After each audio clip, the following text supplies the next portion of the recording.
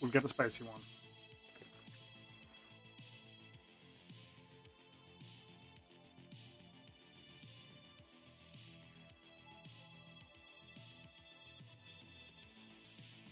Yeah, I might be able to fit this card in.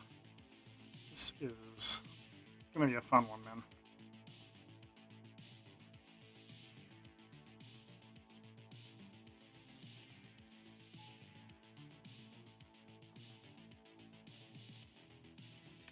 My kingdom for a red-green land. We don't have it, but so we probably won't run this through the breach. We do have Ulamog and Emrakul. We've got Channel. We've got Spellseeker. We've got Nadia. We've got Tellurian Academy. We've got Urza's Saga. We've got Infinite Mana with Gadgeteer and Monolith. This is going to be a very spicy one.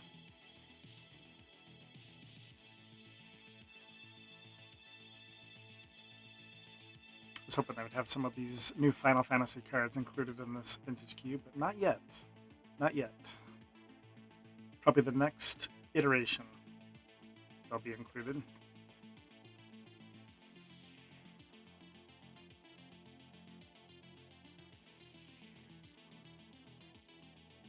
What a draft that was.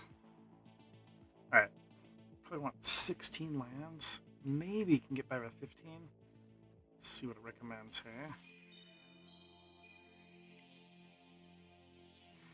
15 lands, that's what it looks like. I'd probably get by with that, because we've got Mana Dork, Mana Dork, Mana Dork. Exploration's kind of a Mana Dork. Yeah, 15 lands actually probably going to work here. A little bit tempted to run this Elvish Reclaimer because I've got both Academy and Saga. But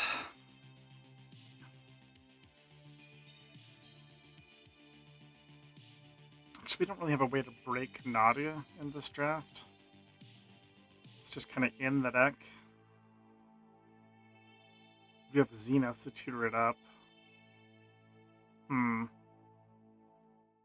Maybe I don't actually need Nissa. Nissa's added mana boost. But we might not need Nissa. So maybe I do get the Reclaimer in here. The Candelabra / Academy / Saga should be interesting. I did draft Karn. Both Karn and Portal Effects are kind of interesting. Let's see, do I have any way to abuse Nadia? Oh wait, I do. I have Sylvan Safekeeper. Okay. And we have the One Ring. This deck is sick. I'm a little bit tempted to run Karn in this build. Because we're kind of doing the artifact thing.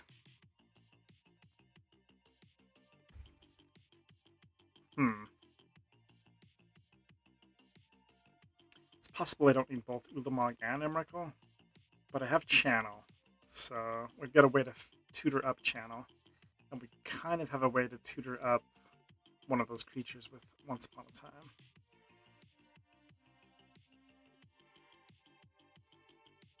This looks pretty good. Maybe I don't actually need Green Sun Zenith, since tutoring Nadu isn't necessarily super good in this deck. I'm just trying to figure out a possible way to fit in Karn.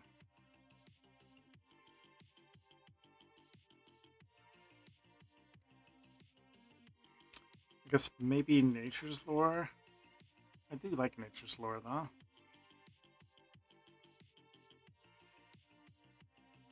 Hmm. How do I fit in Karn? How do I fit in Karn?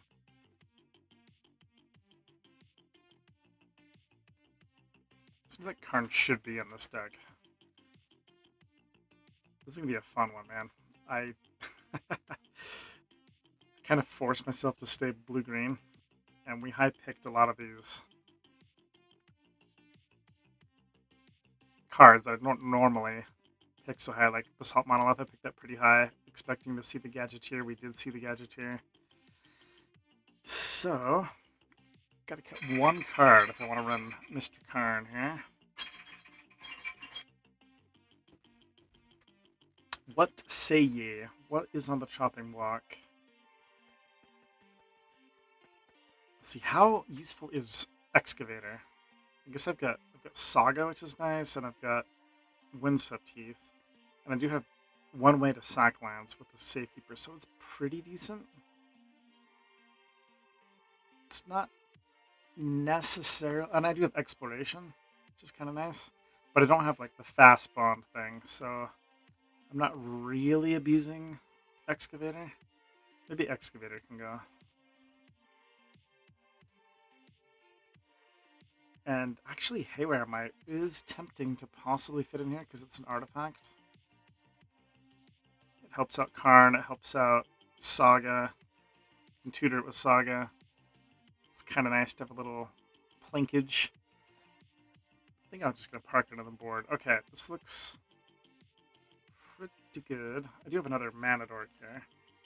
Wonder if I should run this Mana Dork over like Exploration. I think I like Exploration more because I've got the One Ring. Alright, submitting. This looks like a winner.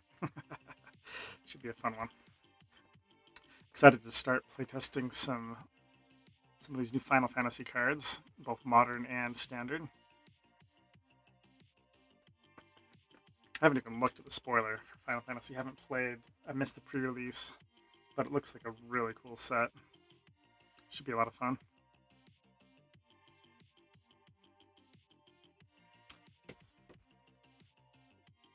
There's a big RCQ on Magic Online this Sunday, which is standard and incorporates the new cards, new Final Fantasy cards, and I haven't had any time to brew. So I do want to play in that event, so I might like net deck something that looks spicy. Welcome to paradise. Platinum card got us here. Membership takes it next level. Completely out of touch with standard at the moment.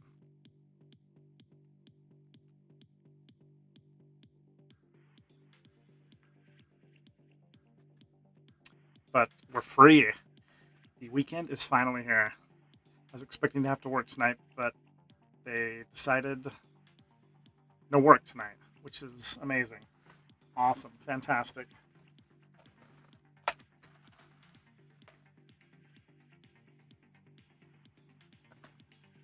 Cheers.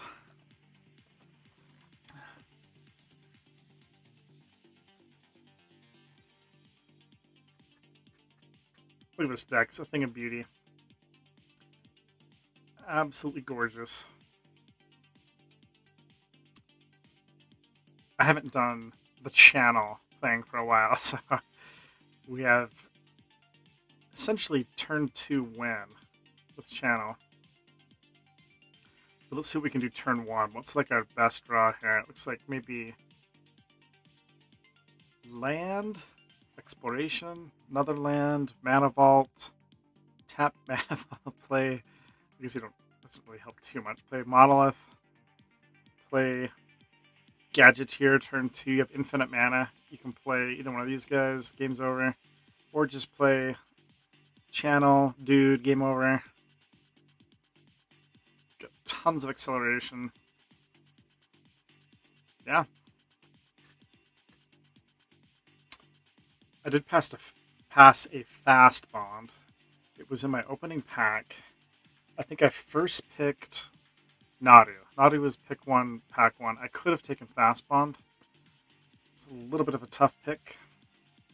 Huge fan of fast bond. But it's really hard for me to pass Nadu.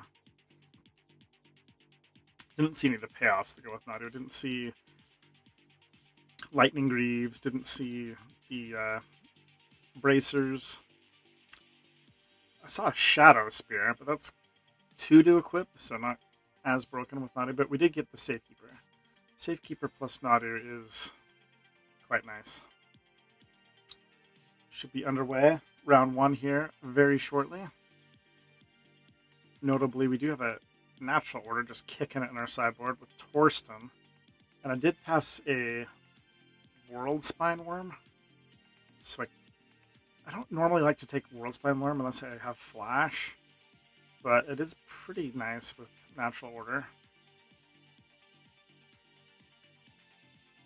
This Through the Breach is kind of begging to be in the deck. But I don't have... I guess I have Birds of Paradise. But I don't really have any reliable ways to produce red mana.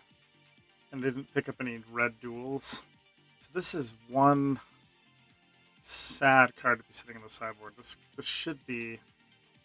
I wish I would have drafted some way to incorporate this into the deck. I think we'll be okay without it.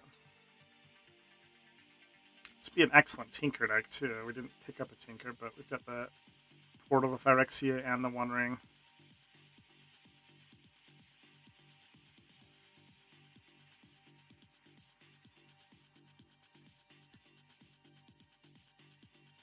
Looking to take this draft down. We also didn't draft any counter spells. I passed Force of Will, I passed Counterspell. This build is a little bit susceptible to counter magic.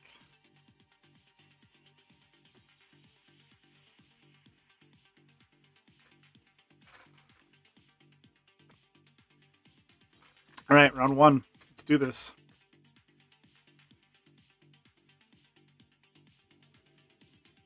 Who is our victim? Necropotence. Necropotence 1361. He's hit me up in chat. Show chat. Good luck, have fun. Thanks. You too, amigo. Alright, what are we looking at here? We've got Forest, Exploration, Birds, turn 2, Nadu. Is that good? Seems pretty good.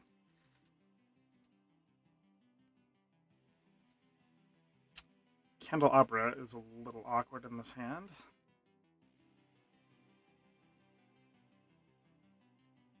So we're going to land a quick Nadu. Hopefully we get some kind of payoff.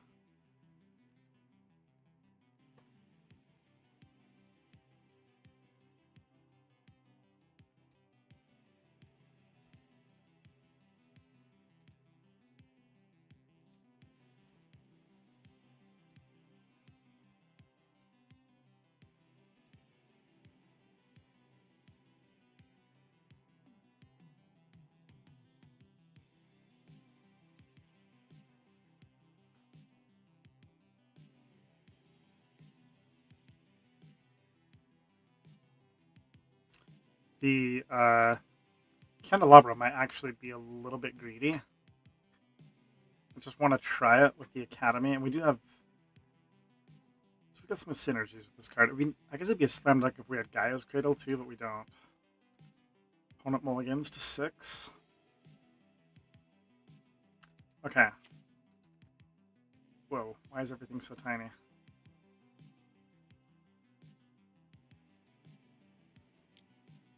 Exploration. Land. Birdie. Take it away, Necropotence. Let's see if he lives up to his name. With a name like Necropotence, he's probably playing some kind of Reanimator build, which also could be quite scary to face.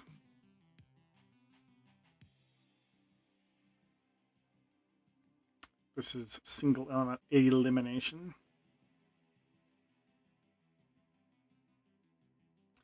You lose, you cry, you move on with your life. Win, you advance.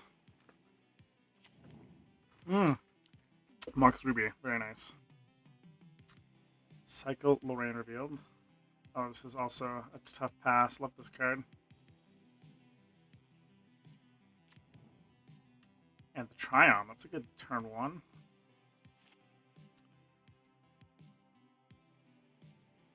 Oh, I did see a Mox Jet too in Pack 2. I'm trying to remember what I took over Mox Jet. I think I took Tolarian Academy over Mox Jet, which may be a little controversial.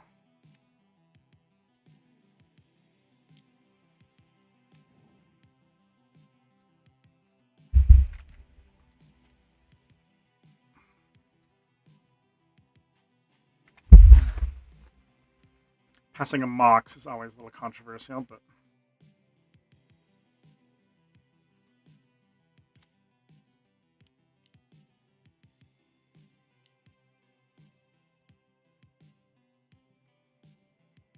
there's an argument to taking Tolarian Academy over... What the heck just happened there? Toxic Deluge? That sucked.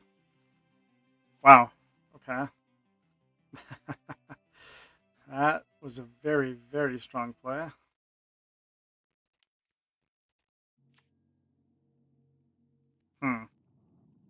Well, we can run out Titania, and I guess we will. I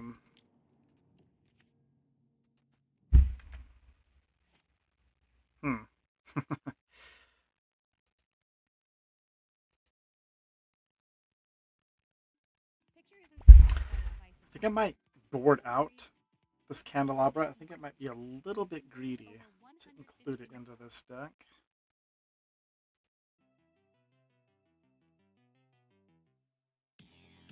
We have enough mana acceleration. This might be...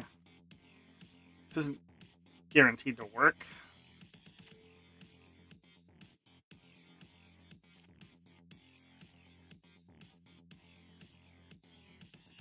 Okay. It's a pretty good draw.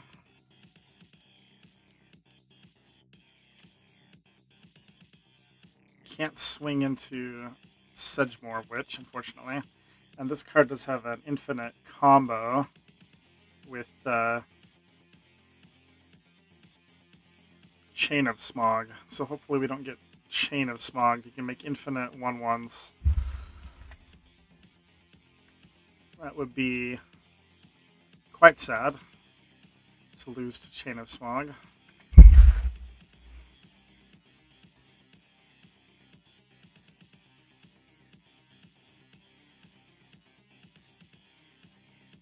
Alright, what are we doing? This reduces the activated abilities. Okay.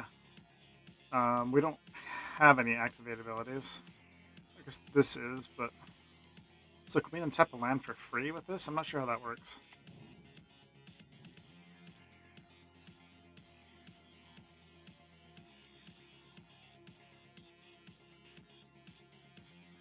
Our deck is going to be very susceptible to Toxic Deluge. We've got a lot of one-drop mana dorks. Dark Ritual into Manamorphose. That's terrifying.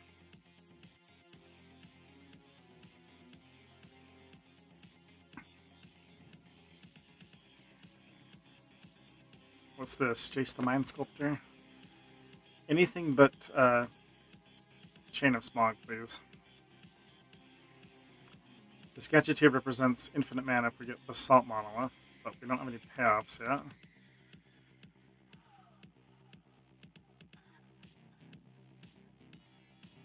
Might not get another turn. We'll see what happens here. This looks like a lot of combo-rific enablers.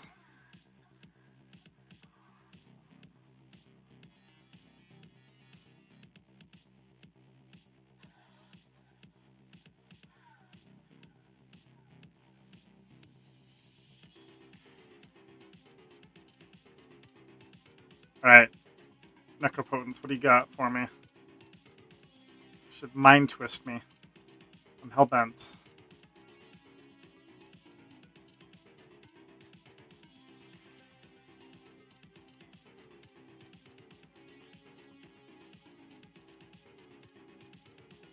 Man, he's in the tank. What's going on here?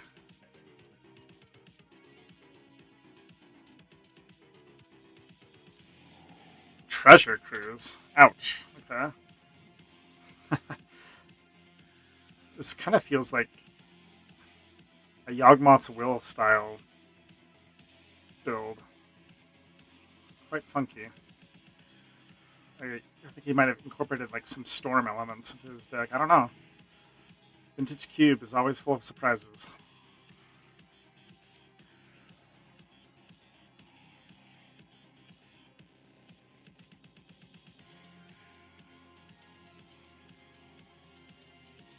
His engine is online. 5 cards in hand. We have basically spun our wheels.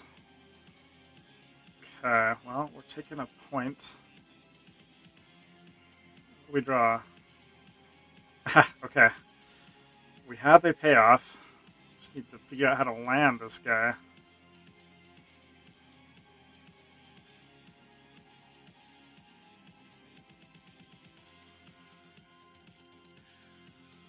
I guess we can draw Channel.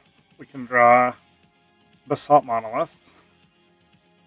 We can draw Spellseeker to get Channel.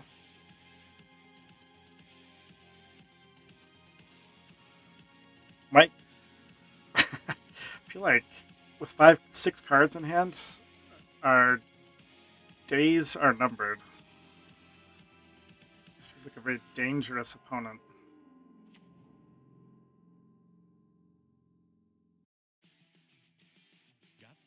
There's another card I wanted for this build, the Otawara. High Tide. Okay, it's definitely storming off. Crap.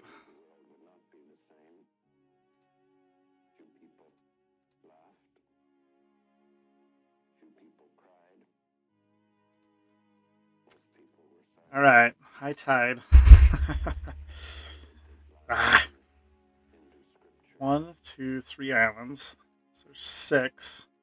4 cards in hand.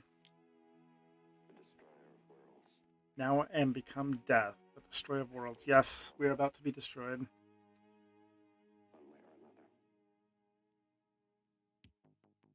I don't think I have any graveyard hate in my board, but if I do, I think I'm going to board out Candelabra, board in... I guess I can view my sideboard right now, can I? Where is that option? View sideboard. Oh, Time Spiral. Hello. Okay.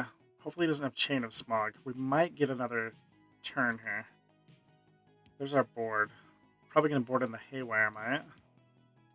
We might board in through the Breach. Look at this. Okay. We draw all but 6 lands and a Once Upon a Time. This is not good. He's already high-tided. He's basically got infinite mana here.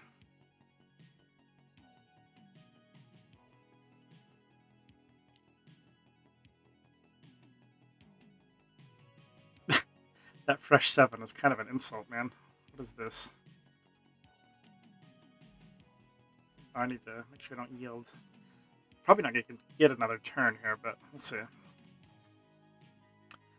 With a fresh 7, Sedgemoor Witch. If he's running this card, he's undoubtedly got Chain of Smog. But we might just die to getting stormed here.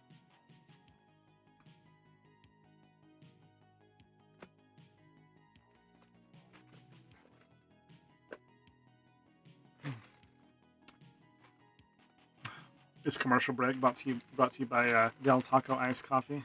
Big fan. Memory Jar. Okay, that's an awesome card. Activating Memory Jar. Okay, floating 3 mana. I mean, are we gonna get another turn? I hope so. Okay, there's our channel. All this is gonna be discarded, unfortunately. And there's our infinite mana with Basalt Monolith.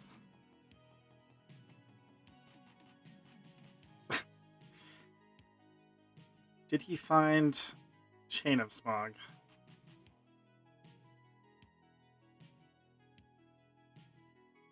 Maybe not. Oh, he's moving into... Is his mana pool going to empty here? Wow. Okay, I think we just totally lucked out. I mean, we're gonna get basically kind of a useless hand back, but whatever. We get another turn. That's all that matters.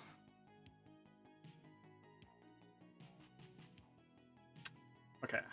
Just make sure I can't play any of these cards. I cannot. So all going to the gravy. We will, however, play this. Wait, oh, High Tide. I forgot. That's funny. I don't think we can really utilize the High Tide, but okay. Sylvan Safekeeper. That does combo with Titania. Is that my best bet? Since Channel is already in the graveyard, along with Basalt Monolith, I think I do want Sylvan Safekeeper over Ulamog. Yeah. It's got a lot of chump blockers, though.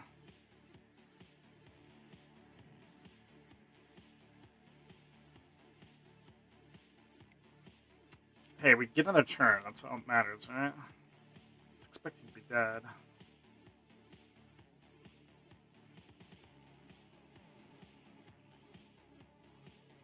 Drawing an elf. Okay.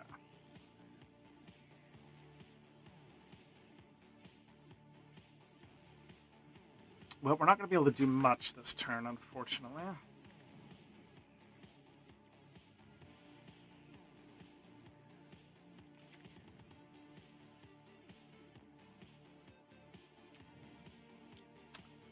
But we'll do what we can.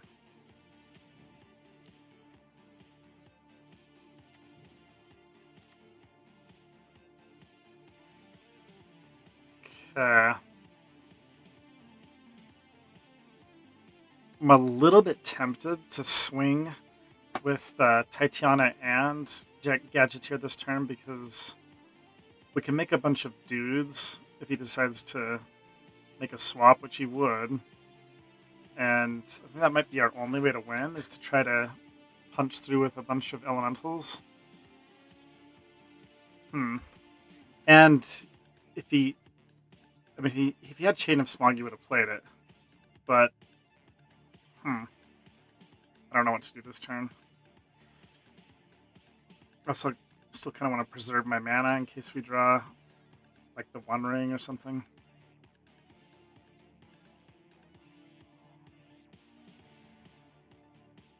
Gah. 3, 4, 5, 6 blockers. We can make 1, 2, 3, 4, 5 dudes.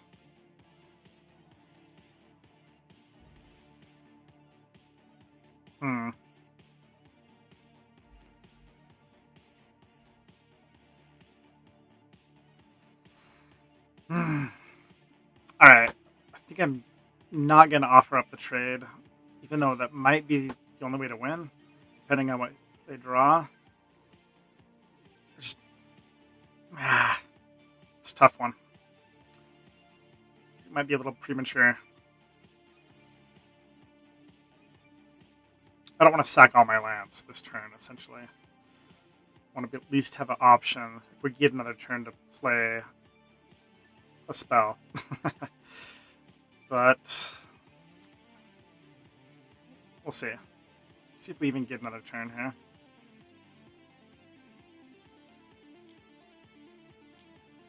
Cycling. Okay, this is good sign. Oh, Wheel of Fortune too. Wheel of Fortune. Wow, that's 3 different draw 7s. So we've seen Wheel of Fortune, Memory Jar, and Time Spiral.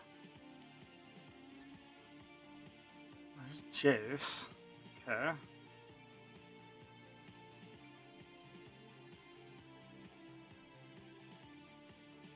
Alright, I don't... Man, should I make a bunch of dudes? I could make 1, 2, 3, 4, 5 dudes.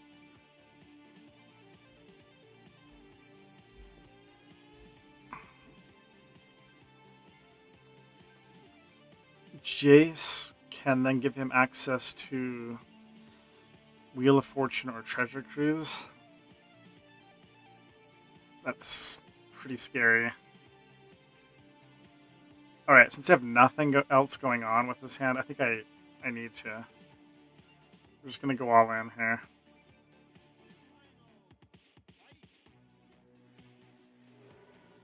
Because we might just draw land. And if he's for sure going to be playing a Wheel of Fortune next turn, then we might not get another turn. This is not representing lethal, but it's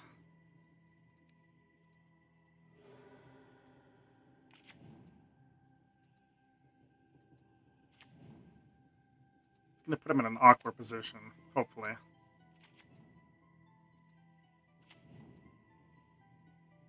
I probably should have attacked. I don't know.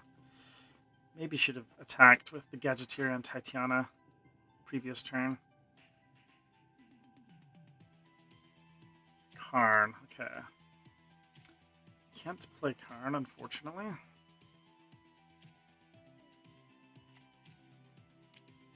One mana shy.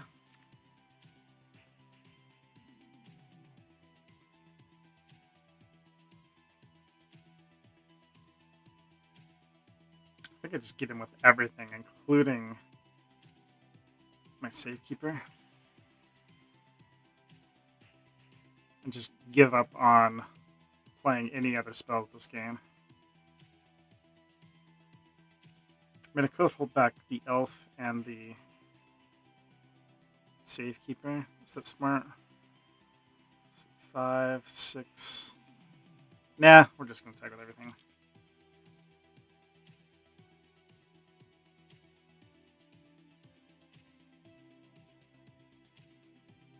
We are all in.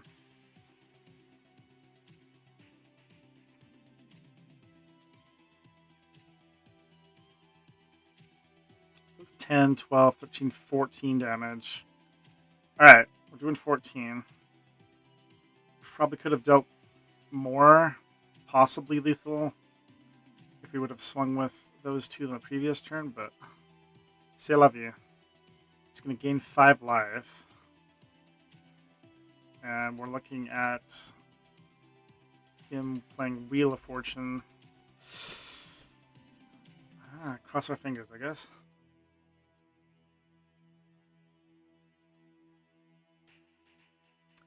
Looking to sideboard out Candelabra. Karn might be a little bit too slow for this matchup.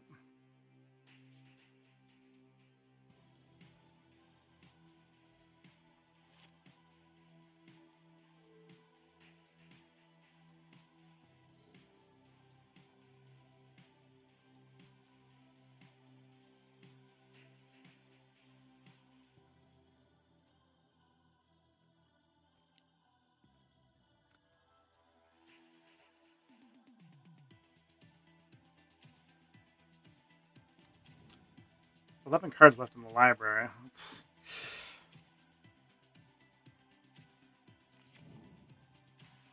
don't think we have any anti-graveyard in our board, unfortunately.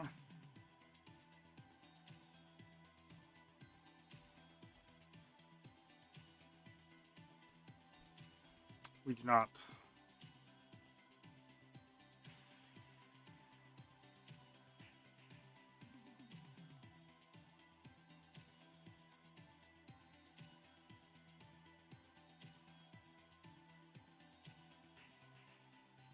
I'll be shocked if he doesn't Wheel of Fortune here.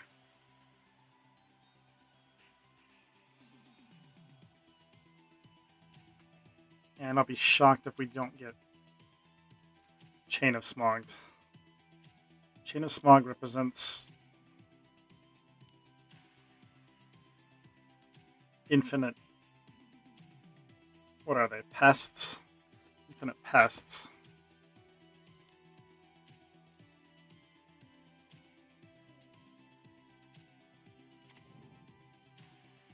Hopefully Chain of Smog is in the bottom 4 cards of his library. I think that's the only way we can manage to win this. Oh, that's funny. We could get decked by a Brain Freeze now that we have both of our Eldrazi in hand. We finally get a beautiful hand.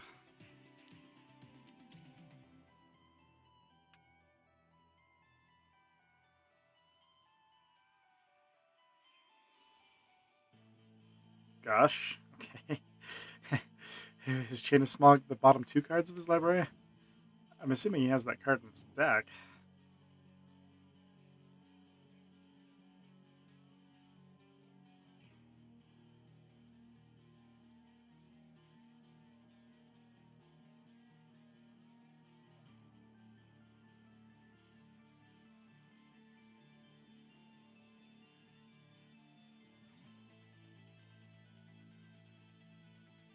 What a weird game.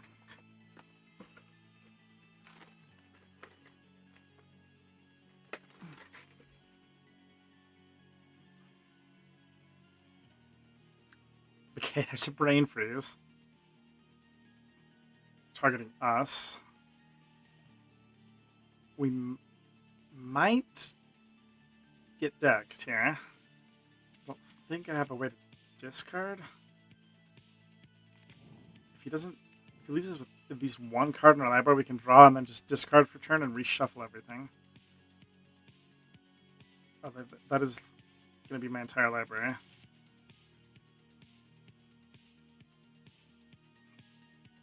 That's so ironic. We have two ways to reshuffle, and we drew them both.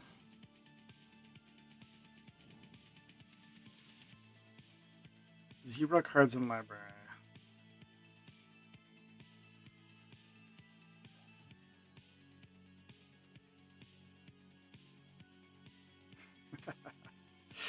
Alright. I have been checkmated this game. I mean, the only bright side is he doesn't know about either of these cards, so he might think he'd be able to safely brain freeze us again next game. And I feels like maybe he doesn't have Chain of Smog.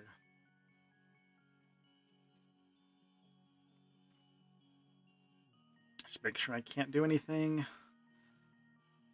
I don't see anything I can do. We are dead. Dead as dreams. Alright, let's get him. Going to the sideboard here. Karn, I feel like is can be a little too slow in this matchup. Candelabra did not prove to be very good that game. Dak seems pretty decent, and so does Through the Breach. I think, even though I don't have any way to produce red in the deck, we have Birds of Paradise, but I feel like cards are powerful enough that we can just add one or two mountains.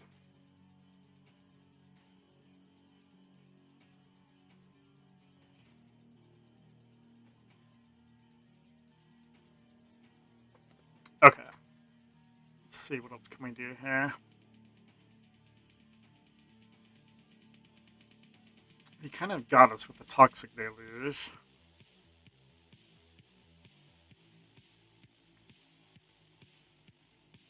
I'm not sure how impressive Green Sun Zenith is.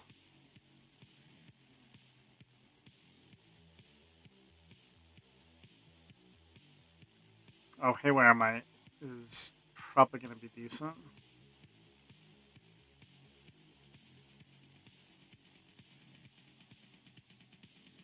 See, they didn't actually play that many artifacts, so maybe Dak isn't where I want to be. They played Mox. What else did they play? Lotus Petal. They have a lot of artifacts. Still nice to be able to loot through our deck, but what other options do we have? I guess Hitali can get a mountain.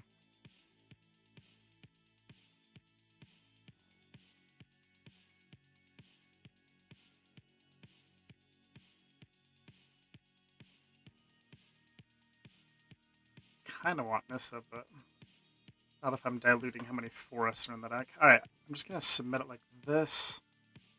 And maybe Nature's Lore I don't need.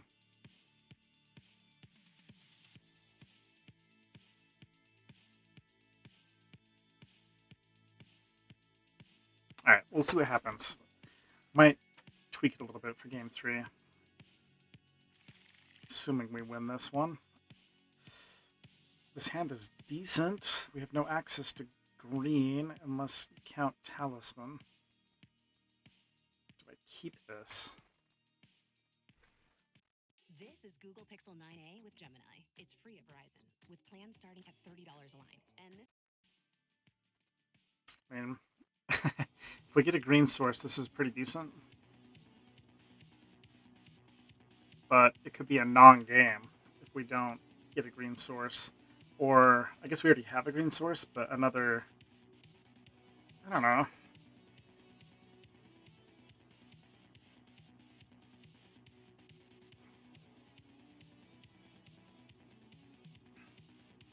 We're not doing anything turn 1. We're going island go. That's probably not good enough. We'll take a mulligan. Alright, this is much better.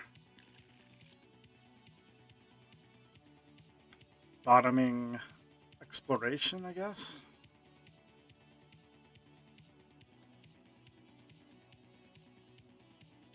Spellseeker represents channel.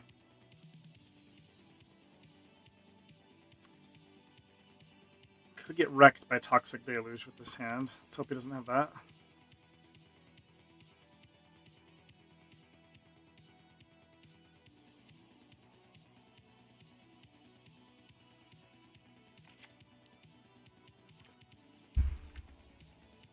It's kind of similar to Game 1's opening hand. We had Exploration into Bird, and then we had Nadu turn 2.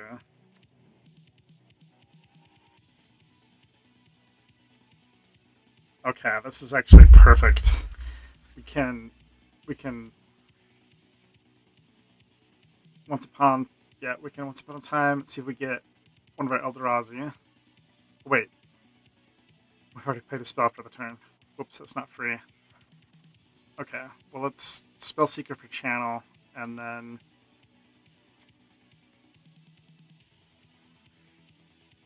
hopefully that once upon a time will find us.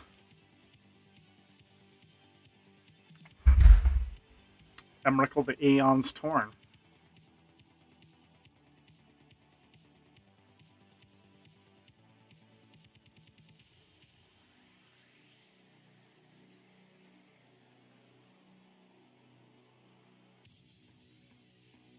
Still need another mana source, though. Triome into Triome, okay. Okay, well, thank you, deck. We love you. GG.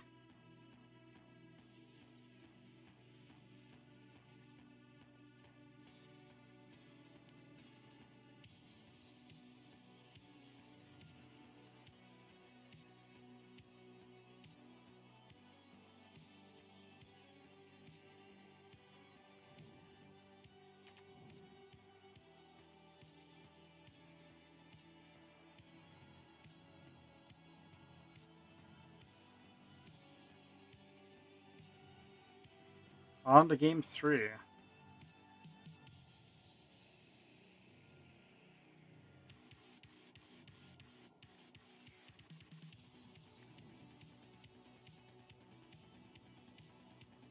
Got to attack.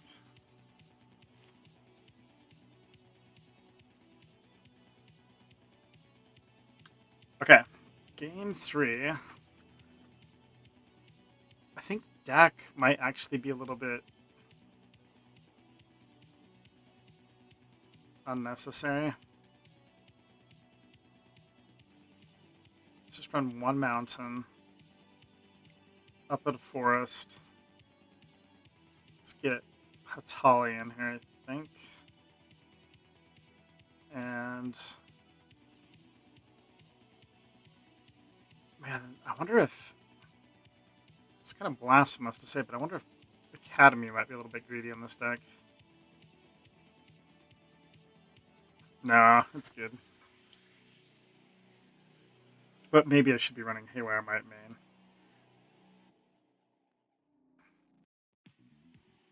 Welcome to paradise. Our Amex Platinum card got us here. Membership takes it next level. Okay, this looks pretty good. Do we have anything clunky? Haywire might be clunky, but I think I want it. Maybe exploration is not necessary. Rather have like Zenith maybe.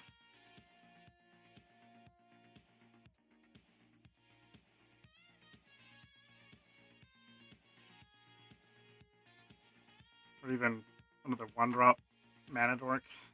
Let's do Zenith over exploration, I think.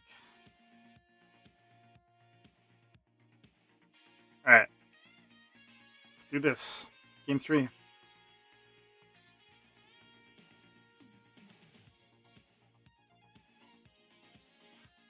Exploration at 15 land deck, yeah. Oh hey, what's up, William?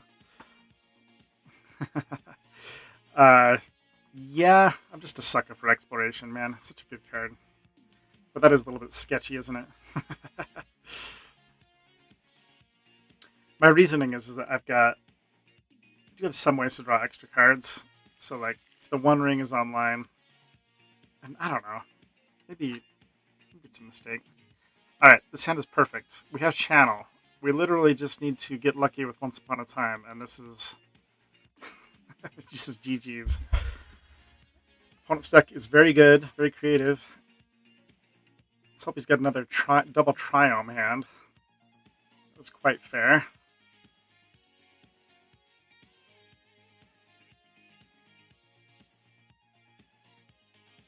How many cards does this look at?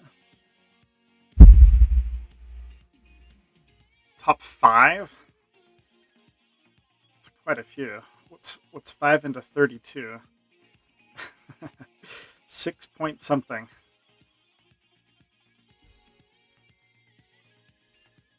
It's a pretty good chance. Oh wait, because we have 2 win conditions. We can either Ulamog or Emrakul. So that's actually 2 out of 32.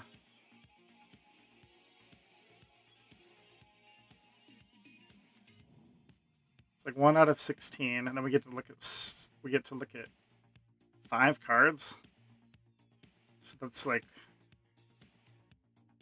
a 33% chance of finding what we need. That's pretty good, isn't it? Am I doing that math right?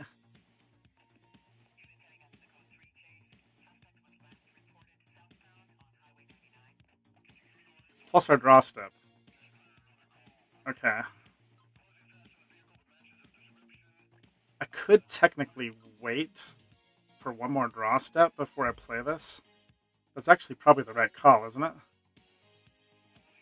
Let's see, this is like a kind of a good exploration hand, but okay, I think actually wait to play this for free after I draw another card, because that digs me one more card deeper, right? Is that logic correct? Although, if I don't hit one of the Eldrazi and I hit like a 1-drop, then I'm going to wish I would have Once Upon a Time. It doesn't change the math? Okay. I'm going to, since I'm just coming off a 12-hour shift and my brain is foggy, I'm going to go with your deductive reasoning here. Oh wait, opponent mold? They have 4 cards in hand? Okay. I'm sorry, opponent. We have like...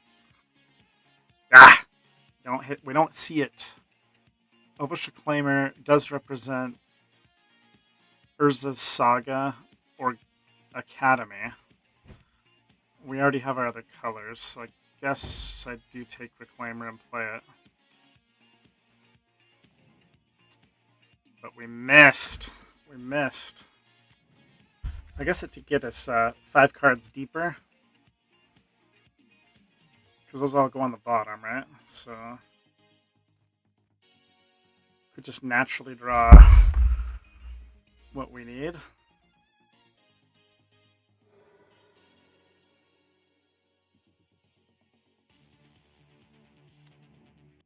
Why is everyone using ninja transfers? Might is better.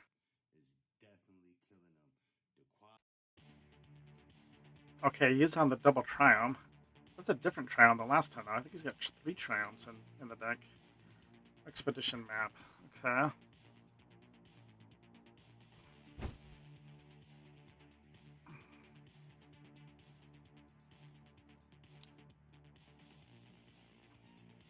Well, we can upgrade Forest directly into Urza's Saga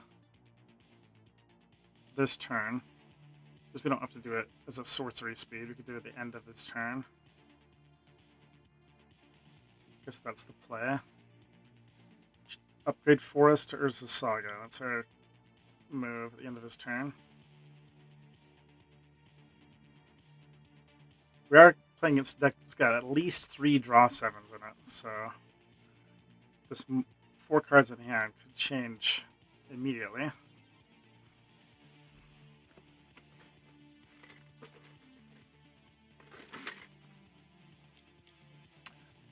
Is this Wheel of Fortune? Or is it Witch? This looks like Witch. Mind Twist for 2. That's kind of dirty. Alright, let's hope we discard Uro, I guess. Anything but Channel, please. Alright, we can live with that. We lost Mountain, we lost Haywire Might.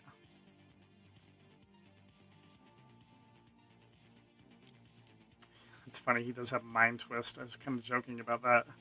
Game 1. Alright, give me a Saga.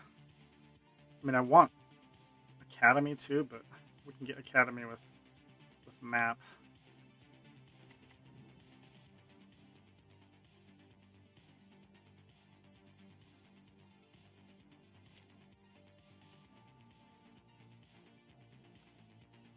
Okay, Chapter 2.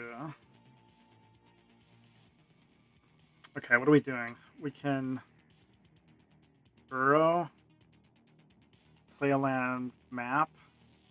We can... Actually, we're not that far away from escaping Uro. Saga to punish the mole. Yeah, just make a construct.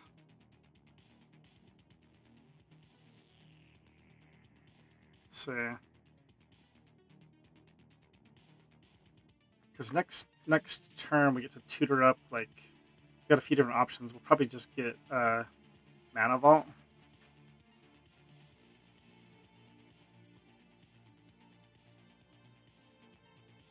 I think instead of making a construct, it's probably better to Uro.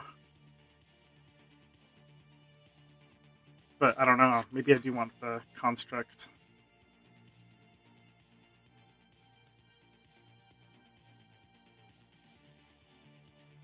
That's a tough call. Tough call. We could also... Eesh. I'm just scared because he's got so many draw 7s in his deck. Let's see, and this is escape 5. So with 4, we will be able to escape Uro next turn. Because we'll have Saga in the graveyard too.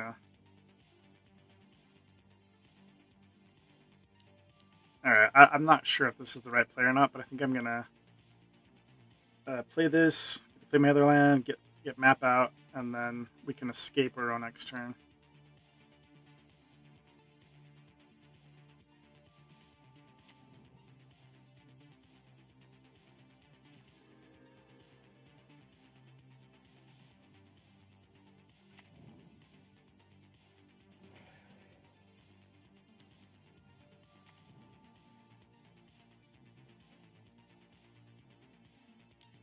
I mean, passing up on the constructs is kind of a tough call, but getting Uro permanently on the battlefield is kind of sick. Needs to be answered.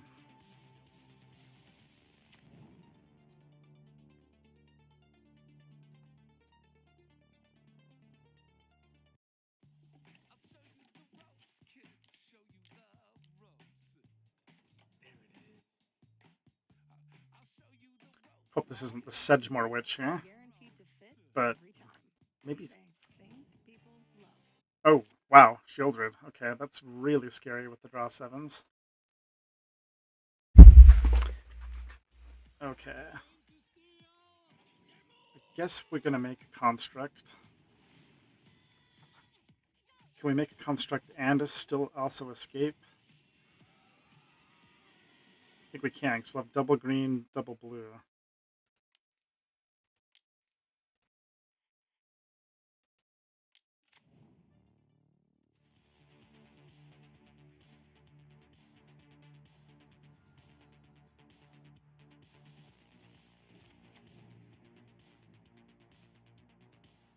Oh. Maybe we don't have double blue. I was thinking we'd have Academy. Oh wait, we can still play Academy. We're good.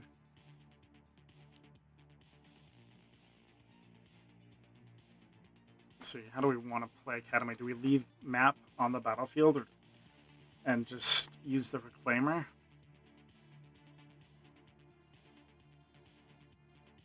Double blue, double green, escape Uro. Leave expedition map on the battlefield. Yeah, let's do that.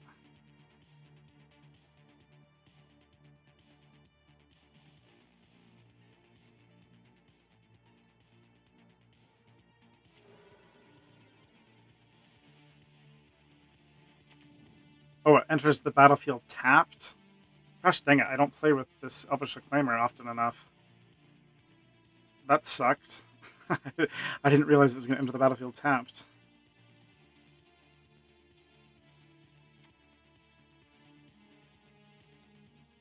Now I can't escape Uro this turn.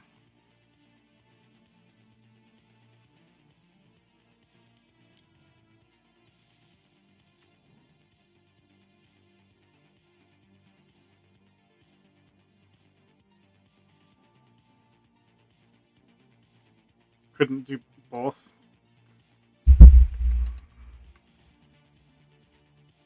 Alright, well, we're still in a pretty good position as long as it doesn't have a draw 7. We know he's got Time Spiral, we know he's got Wheel of Fortune, he's also got Memory Jar. All of those basically kill us.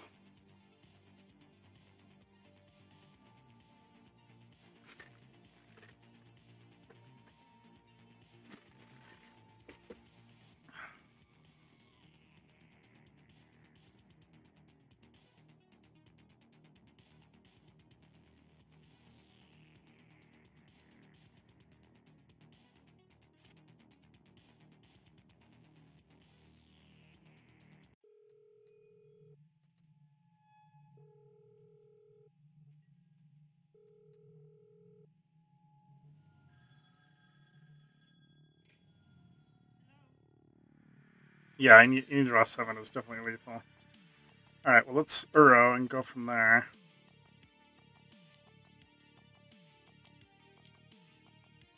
I mean, I can Zenith for like Nadu and some other stuff. I think I'm just going to Uro first.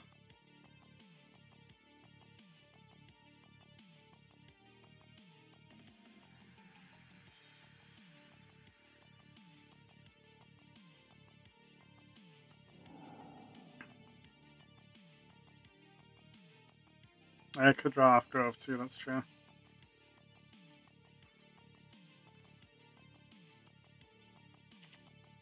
Draw Bird.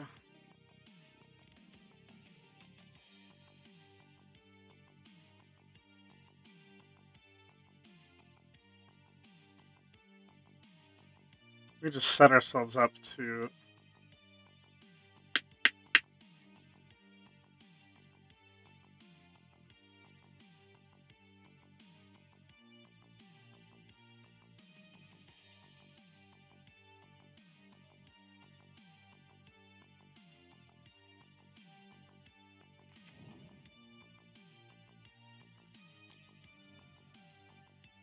Okay, I'm just going to hope to Dawn to draw 7, and then we're going to try to just channel for the win.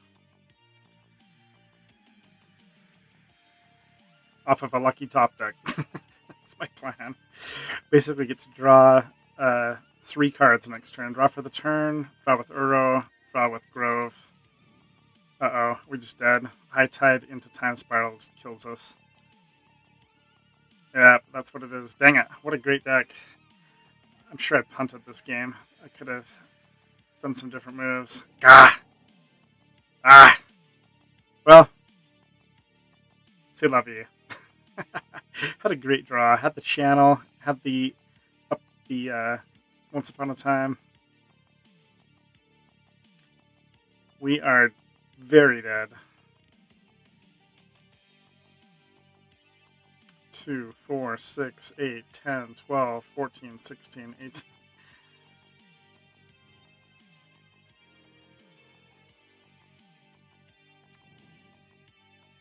I'm sure you drew another draw 7. We die doing our draw step anyway. Ah! Well, this was a great deck. Well done, opponent. Well done. It felt bad that we got brain freezed in game 1 when we had both Emrakul and Ulamog in our deck. That's kind of unlucky, but they both were in our hand. We got brain freezed, but cool deck. Well done, opponent, especially on the mull to like 5 cards. Good job. Good work. And I am highly unsatisfied, so I'm going to see if I can hop into one more draft queue here.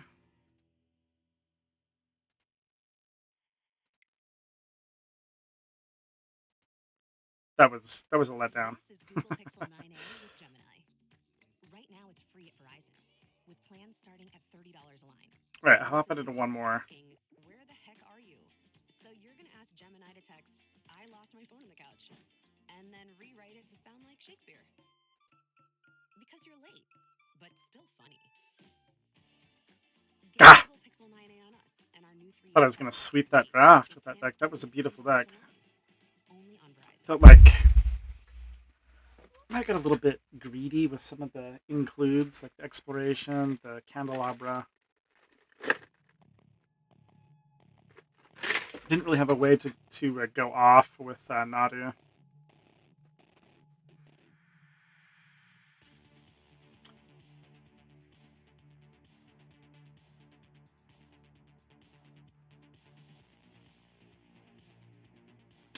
I'm dissatisfied though. I need some satisfaction. I gotta win one of these things. All right, we're gonna draft an aggressive deck here.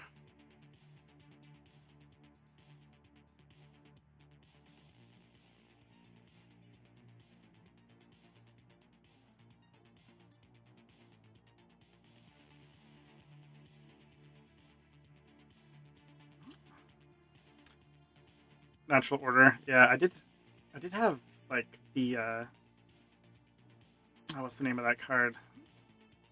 Trostani. Not what's it called? The green-white legend. You get to look at the top 7 cards of your library, put all the creatures and lands in your hand, then it makes 7 1/1s when it dies. It's a really good payoff with natural order. Mono white. Yeah, mono white is definitely a force to be reckoned with. At least it can be.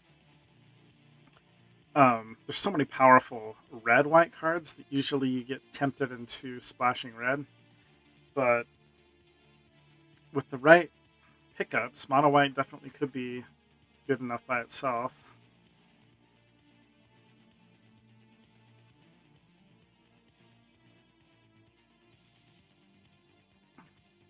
I love a lot of the white cards in this cube. I mean, there's Ocelot Pride, there's a Johnny. A Johnny also tempts you to splash a red because you get, when you spit out the dude, the cat, you want to cash in on the having a red permanent on the battlefield. So there's so many good red cards too. There's Gut. There's what's the name of that menace dude? The Bombardier. The fourth year Lingus. Lots of good burn spells. So I don't know if I've actually played against mono white, but mono white. I mean, you have like Caracas. You could go like white/brown, the artifacts, because you've got like some really good lands, really good artifacts. But I haven't tried that before.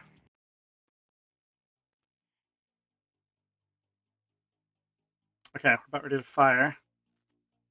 Kind of pleased at how quickly these elimination keys fire.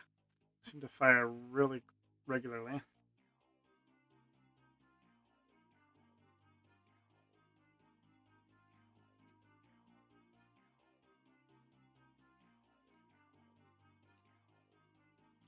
was a little bit too excited with that draft deck, that blue-green.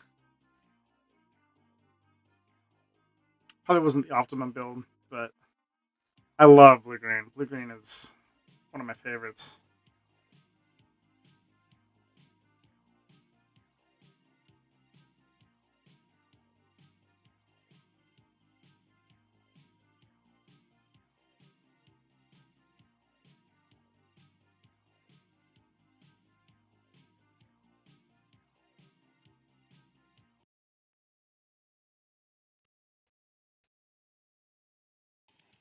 Two players. We will be underway.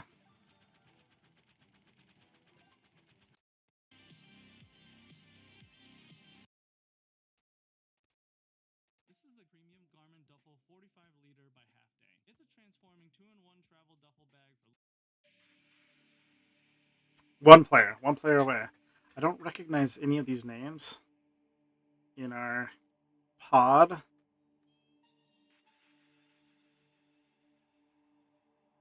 Sometimes there's some regulars, draft regulars, that you see their names over and over again.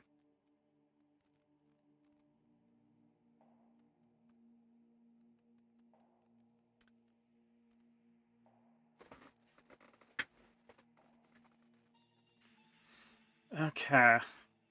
Should fire. Oh, somebody dropped. Okay. Went from 7 to 6.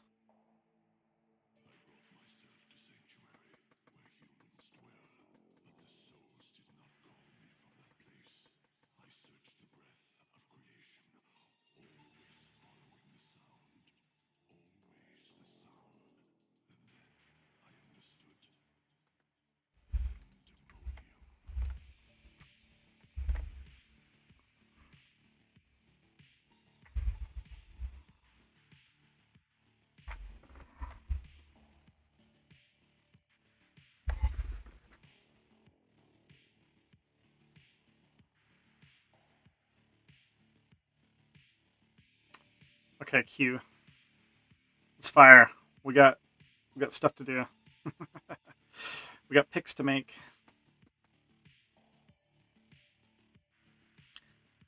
It's always a little bit infuriating when you're on the cusp of having it fire and then someone drops. But these fill up fairly quickly. It should be underway here momentarily.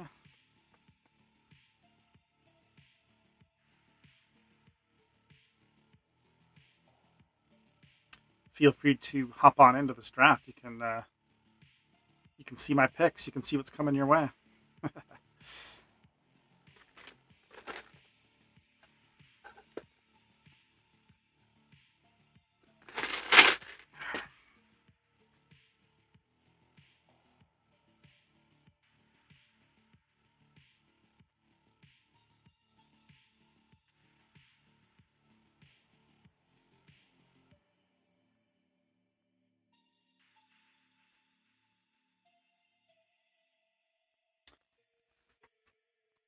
It's always sad when you drain the last of your iced coffee.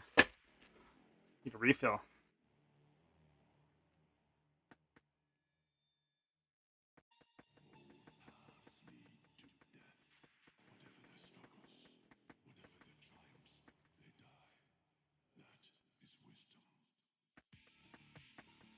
This latest Final Fantasy set is supposed to have some really strong white cards. And I haven't, shame on me, I haven't even really looked at the spoiler yet, but that's just what I've heard. Also heard that it's a really good limited set, that it's fairly well balanced between the colors, which is good to hear.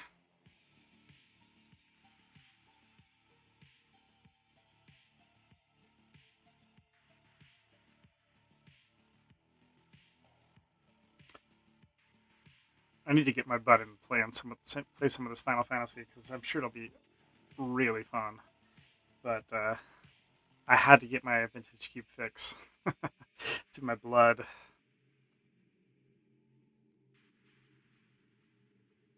If this is ever gonna fire, come on, players.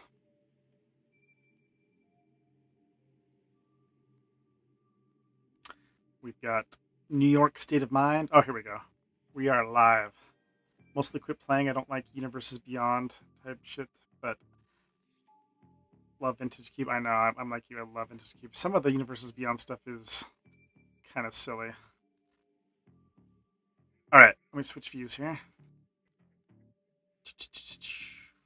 Where we at? Where we at?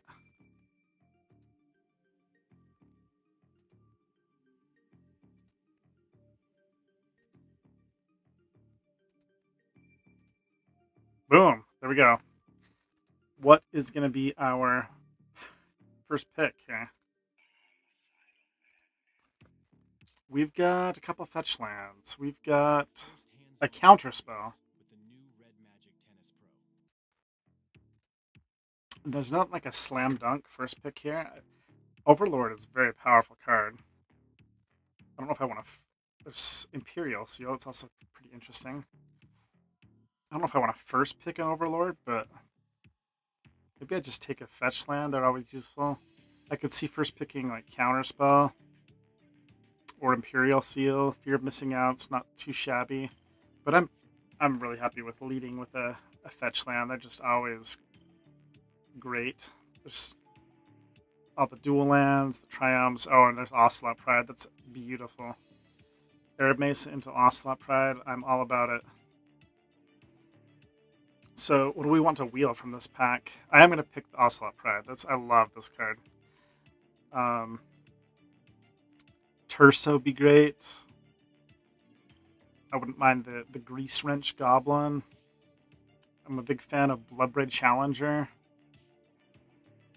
Alright, we're going to probably be an aggressive Boros deck here. I like these first two picks. Oof, there's an Othari. Love this card. Also love Flicker Wisp. Flame Slash is great. Intrepid Adversary. We could even possibly go Naya. There's a Chariot. So these blue cards are interesting. Love the image. But Othari, if you can accelerate out an Othari, this card is just bonkers. Ridiculously good. Locking it in. Also, Aether Spark is kind of interesting with Stoneforge Mystic. Oof. Why do you gotta put all these beautiful blue cards in front of me? Time Spiral, Kappa Cannoneer. Does Othari wheel? Sometimes it does. Just, like... And this card is very fair if you're not accelerating your mana, but if you have a way to turbo this out, it's just very, very good. I think I'm going to ignore the blue cards here, even though it's still super early in the draft, and just take one of these white cards. I love Voice of Victory. I love this Securiton Squadron. But I don't know, maybe it's a sin to ignore Kappa and Time Spiral. Fantastic cards.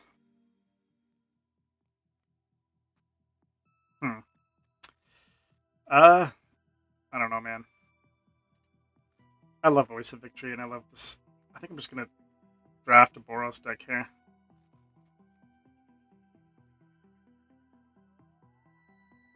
Passing Time Spiral. See if we regret it. High Tide. Ooh, there's a Wheel of Fortune too. Man, okay, I'm passing some really, really fun cards here.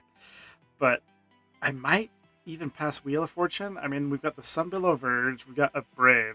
These are not exciting picks, but this Boros deck is just so solid. Such a good deck. And there's also Glimmerlens. Let's see, draw 2 cards a turn. So if we do go like Naya or just Boros, can we do anything broken with Wheel of Fortune? Not really. Still a great card, though. You can like just dump your hand and then Wheel of Fortune. But normally when you play Wheel of Fortune, you want to combo with it. Take Wheel, easy. Alright, we'll take Wheel. I don't mind it. It is a very good card. We could even possibly be in Nadu if we get a card like Bowmaster or Shieldred. This is kind of tempting me into Nadu, or Mardu, I mean. We've got Exhume, Raucous Theater. let's experiment. Let's see if we can branch into it. I haven't actually drafted Mardu. That sounds kind of interesting. I love both these lands. Be really happy if either of these wheel. Zoom's such a powerful card. I'm just gonna this early in the draft. See what happens here.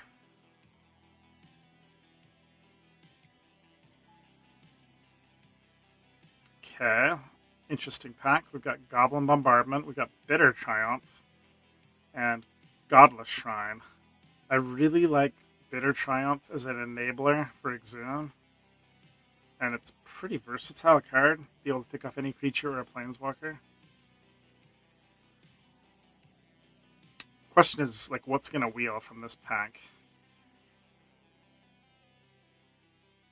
One card will wheel. Probably not any of the cards we want. So I'm just going to lock in this Bitter Triumph. It's kind of a high pick for this pack, but we'll see if we get paid off for it. Another good enabler for like the Reanimator strategy. It's also Jite. Jite is fantastic, especially on an Ocelot Pride. Might want to cut white if Reanimator. Yeah, maybe. I like the idea of drafting a Mardu deck. I haven't actually done that before, but you're probably right. I think I'm just going to snap up this Harvester since I've already got an Exhume, but Jite is quite nice. Jite is insane, you're right. Let's take Jite. Man, that's our original pack, and these great black cards. There's Collective Brutality and Imperial Seal. This Overlord is so good, too. I think it's got to be Imperial Seal. I like it. Although I wouldn't mind Fear of Missing Out, or Collective Brutality, or even Overlord. That's some pretty solid picks here. But you're right, we might pivot away from the white. We'll see. Well, there's some more good discard outlets. We've got Tursa and Grease Wrench, and Tursa beats out Grease Wrench, but they're both great. Cut Down, Fire Ice, also good. Alright, pick up a Flame Slash.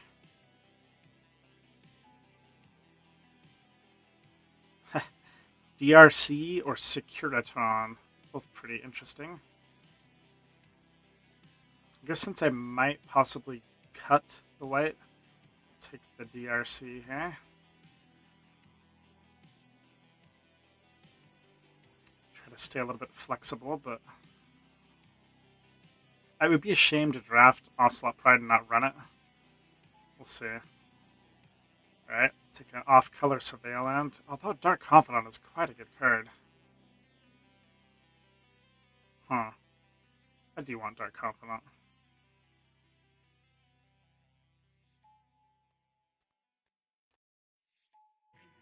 Alright.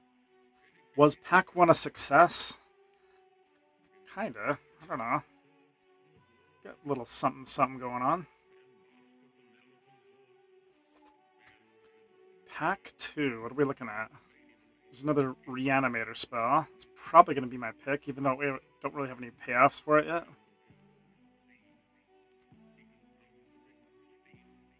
Hymn to Torak, Screaming Nemesis. Red-White is open. It does feel like it's open, doesn't it?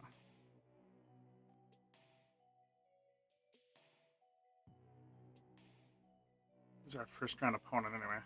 Super Jambon. I've got some really good discard outlets. So basically I just need a few big creature payoffs. I'm going to take this Life Death. So we have Life Death plus Exhume. We've already got like Tursa for discard outlet. We've got Bitter Triumph. I'm going to go ahead and park this Voice of Victory on the board. Oof. Wow. Powerful white cards. Unbelievably powerful. I'm probably going to take Swords to Plowshares, but I absolutely love Elspeth. Ophelia is also fantastic. And there's Fable of the Mirror. What a pack. What a pack. I don't think I can pass Swords. It's just too good. Hopefully we wheel Fable or Elspeth or Philia. Kind of feel like we won't wheel any of those cards, but we'll see. I wouldn't even mind seeing Palantir wheel. Or Torsten. Torsten's a good payoff to reanimate. But Source to Plowshares is almost like a first pick worthy card.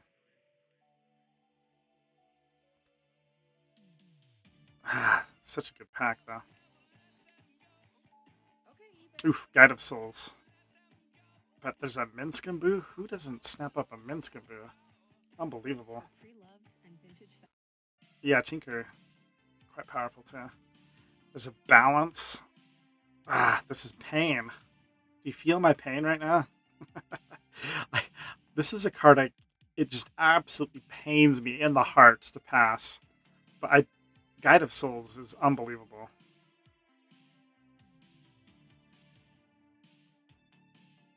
I mean, I could maybe find a way to splash from Minskamboo, but I don't know. What do I take? Minskamboo is just so good, but Guide of Souls plus Ocelot Pride is kind of a 1-2 combo. I'm taking Guide of Souls. I can't believe I'm passing Minskamboo. This hurts. This hurts me. This hurts.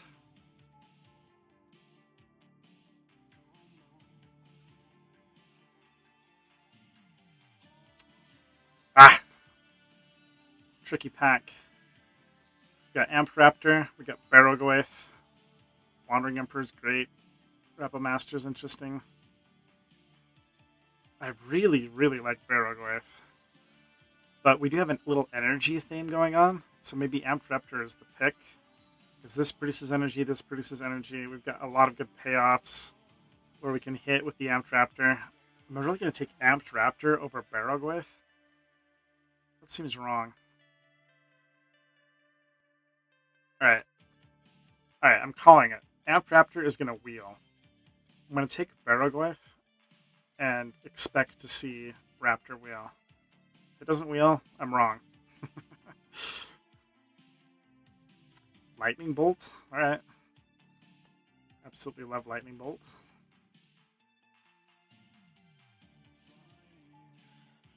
Okay, that's an excellent payoff. Atali. We can Exhume Atali or Death Atali. I'm all about it.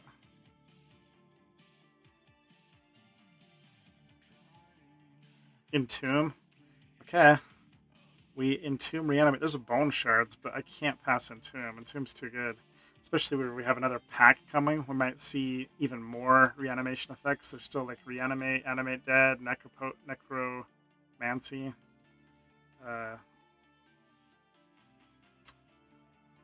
Whatchamacallit? Recurring Nightmare. Plateau. It's gotta be Plateau.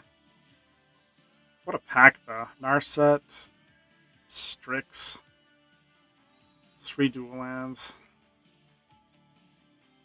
Okay, here's our original pack. I'm a little bit tempted to take Nethergoyf, because if we see Pyrogoyf, that would give us 3 Goyfs. And Nethergoyf is not bad just by itself. A little beat stick. Screaming Nemesis can be pretty amazing. Star and Reprieve are both good little utility cards. Alright, I'm going to take Goyf and park it on the board for now. Okay, none of the cards we really wanted to see wheeled from this pack, but we said that we wouldn't mind seeing Palantir wheel, and it did. So I guess I'm going to take it. It'd be kind of nice to splash for Grist, but I don't think we're going to get that greedy. Unholy Heat. Love it. Alright, we only have 8 creatures at the moment. Let's see. We have to round this out with pack 3. It's looking pretty decent, though. Oh, told you. Thank you, Ampraptor, for vindicating my intuition that you would wheel. You did. It's kind of a niche card. Like, if you don't have other ways to produce energy, this is kind of hit or miss, but we'd love to see the other energy card, which is the what is it called? The one red mana galvanic discharge. Yeah, I had a feeling this would wheel. That was a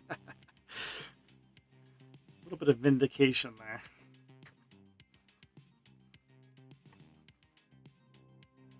All right, what do we want to see pack 3? We want to see Black Lotus, of course, because who doesn't want to see Black Lotus? We want to see Reanimate would be fantastic. Any of the reanimation spells would be great. We can improve our mana base, but exciting cards to open. I'm not sure.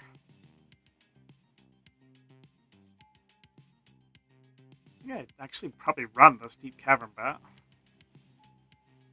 Touch the Spirit Realm. I'll get parked in the board. It's a pretty interesting card. Oh, Pyroglyph. Pyroglyph would be a great open. This pack 3. Alright, here we are. Pack 3. Show me Pyroglyph.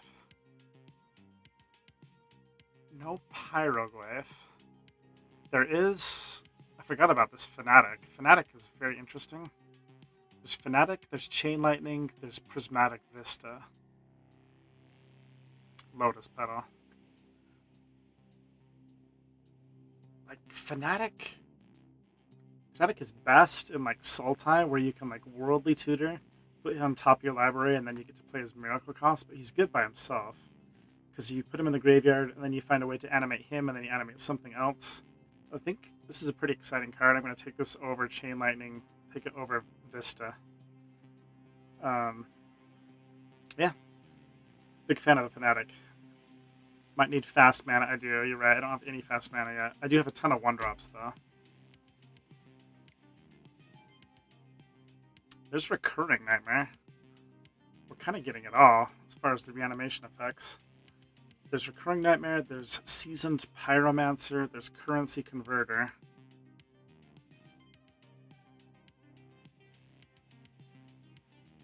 I think I'd just take Recurring Nightmare. Really, really hope that Currency Converter or Seasoned Pyromancer wheel. I don't think Recurring Nightmare would wheel. Very powerful card. I'm just going to slam it. Jeez, man. Vampiric Tutor. I think I gotta take Blood Crypt. I can live without any of the cards in this pack. I don't think I can live without Blood Crypt.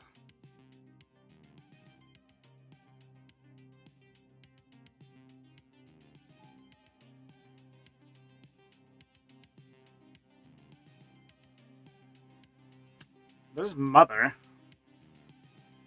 I do love Mother alongside Ocelot Pride / Guide of Souls.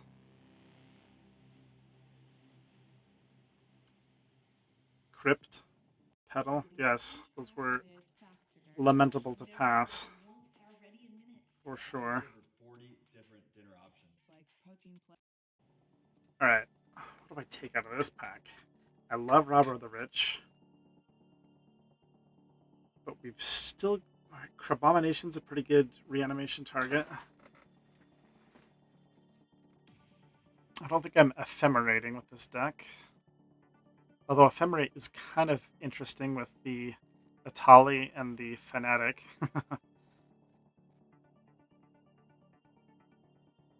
I think it's Crabomination here.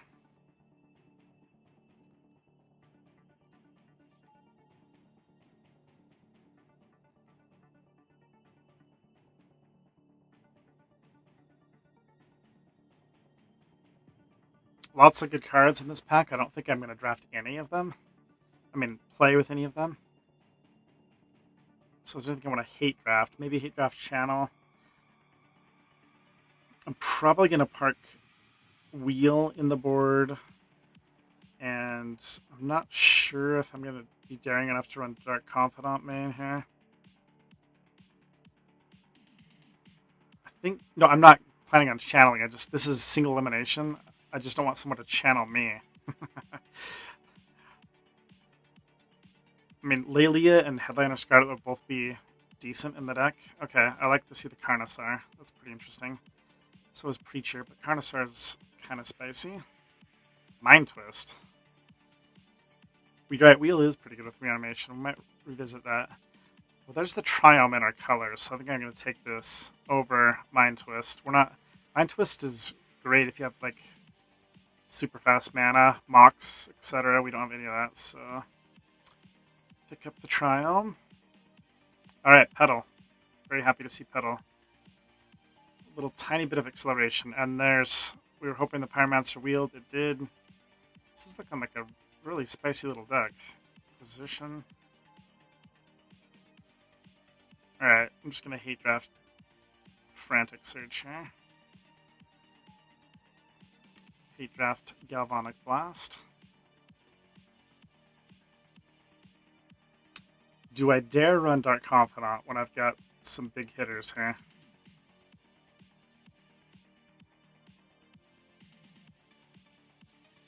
Gotta make some cuts anyway. Probably...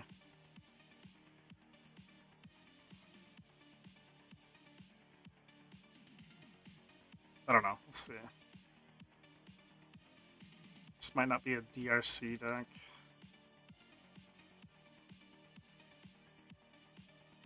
No, Bob. It does suck to kill yourself. It doesn't feel very good when you flip one of these big boys. Oath. Nobody ever plays Oath. I love Oath. Okay, well, this is... I don't know if we want to try to get by with the bare minimum 15 lands, but this could be a 15 land deck. We're super low on the mana curve. And, like, we're not really casting any of this stuff. We're just discarding it and finding ways to animate it.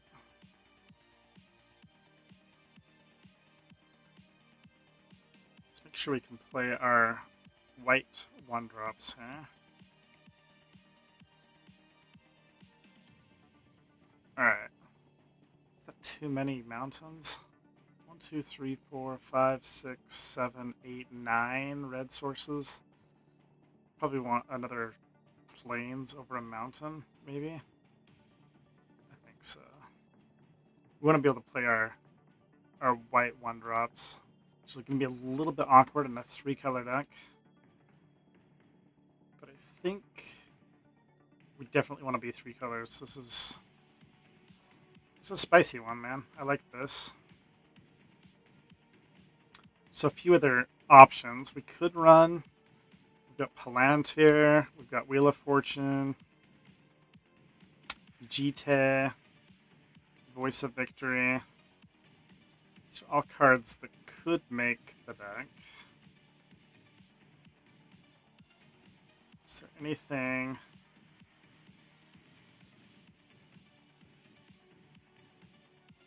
It all depends on the matchups, really. Cut white, splash. Splash, cut white and splash swords. Maybe. This Othari almost doesn't really count as being a white card, because we're not going to hard cast it, really. So the question is Mother of Runes, Ocelot Pride, Guide of Souls strong enough? Picture isn't supported by a device or software. No worries. Because you're right, cutting a color would really improve the consistency of what we're trying to do.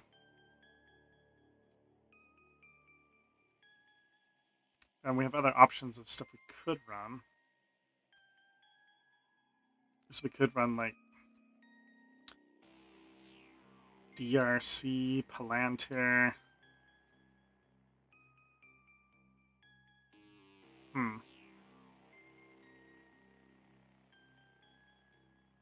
I really love Guide of Souls, Ocelot Pride. They're so powerful. Cut Mom, Guide, and Pride. Add Wheel, DRC, and Netherglyph. That's interesting. I don't mind that.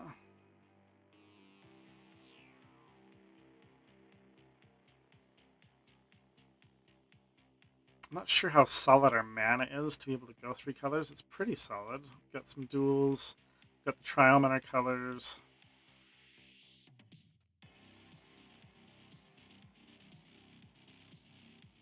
We've got some really good synergies with Guide of Souls, Ocelot Pride. So we've got stuff that makes tokens. This makes tokens. Like, it's hard to beat. Like, since we don't have any mana acceleration, your turn 1 plays, being able to be that impactful on the game, like Ocelot Pride, Guide of Souls. I don't know. This isn't really a beatdown deck, though, and they're kind of beatdown-ish cards. So I see your point. The only thing about Wheel, too, is that it can help out your opponent quite a bit, more than you, where we're not able to, like, dump our hand and play cards like Mox's, Black Lotus, whatever. I think we have enough other discard stuff, because we've got Tursa, Baragoi feeds the graveyard, we've got Seasoned Pyromancer, we've got Bitter Triumph, we've got Entomb. I remember just constant, absolute terror. I can't explain how intense, how strong, how all-encompassing that terror is. I think without mana acceleration too, like, these might be a little bit slow. Palantir and Wheel of Fortune.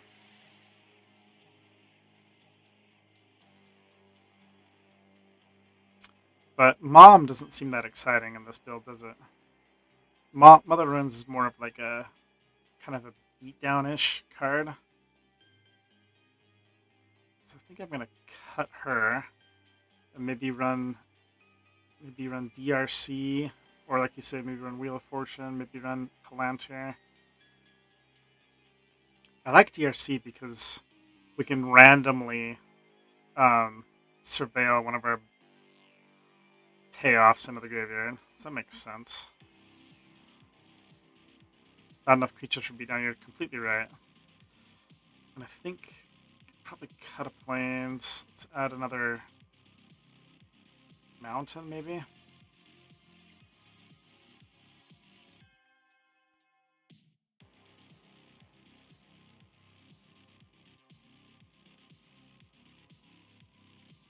How does this look? I kind of like we've got some interaction here too with Inquisition of Kozilek and Deep Cavern Bat. We can kind of like hold them off a little bit while we get set up.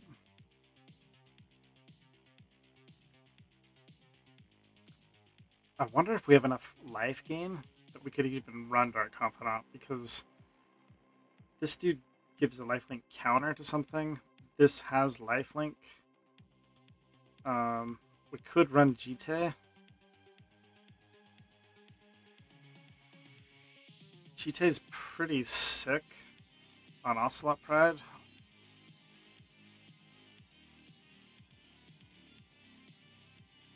Oh, Baragoi also has lifelink.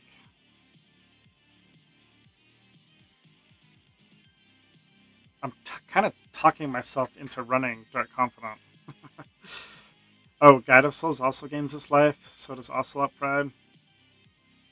So does Deep Cavern Bat. Bob too risky. Jite do nothing in this deck. You'd be right.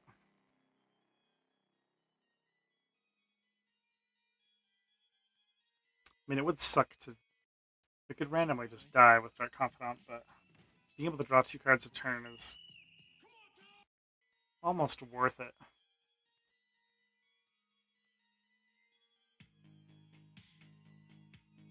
Okay, I'm about to lock this in. Submit it. Oh, okay. I expected us to have a minute after I submitted to make changes, but nope. We are going to roll right into round 1 here.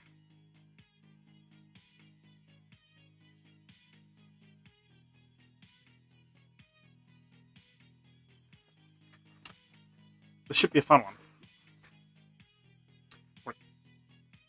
We're basically got all the Reanimator cards. Okay. Well, this is definitely keeper. We've got our colors. Unfortunately, we can't play our 1-drops on turn 1.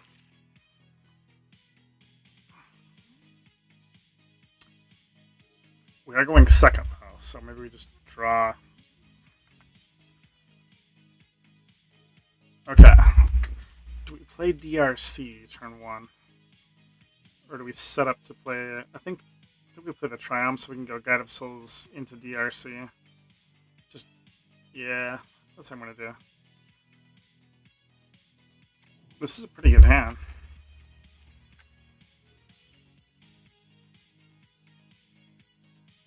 And I don't think I've really drafted a Mardu deck before either, so this is new territory.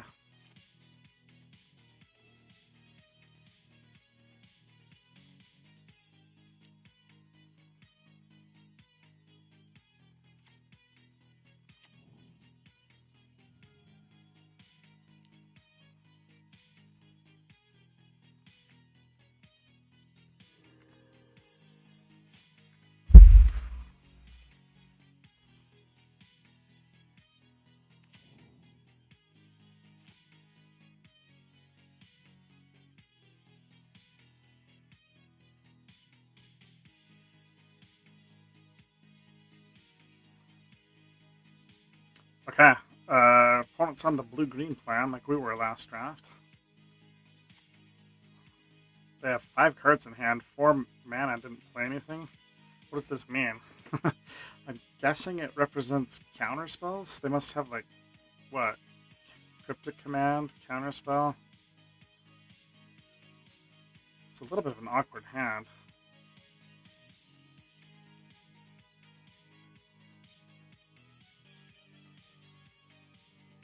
But we have the initiative. We have creatures on the battlefield.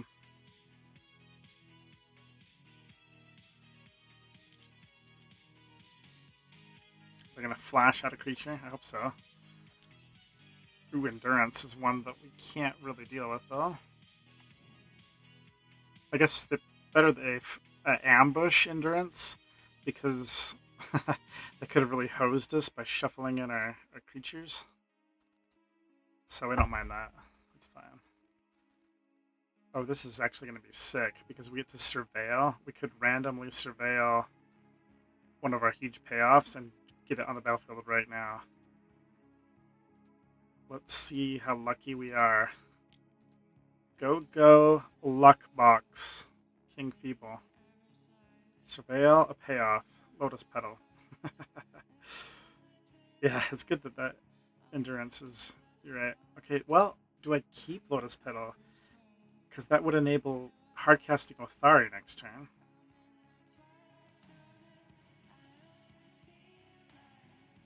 I think I actually do want to draw Lotus Petal.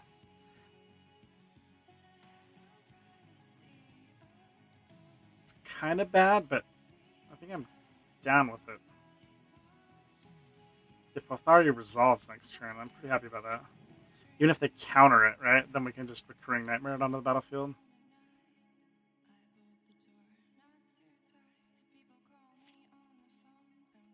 Yeah, that's pretty good.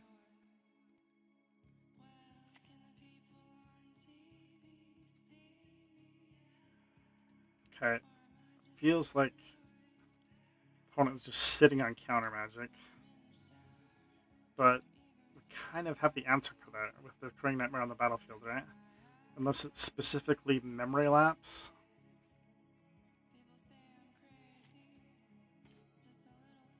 Plus we get a free Surveil. Hack Abomination. Oh, it's a thing of beauty. I feel slightly evil. Okay, well now... I mean, we already have an amazing Recurring Nightmare target. I guess we still just hardcast Othari, right? I expect this to be countered.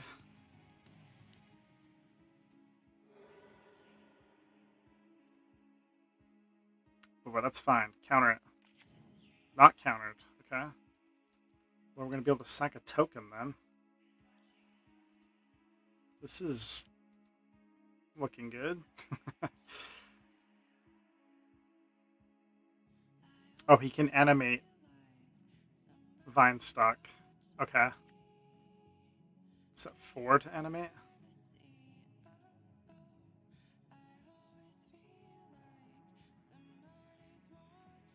Okay. Let's upgrade token for Crabomination and see what happens here.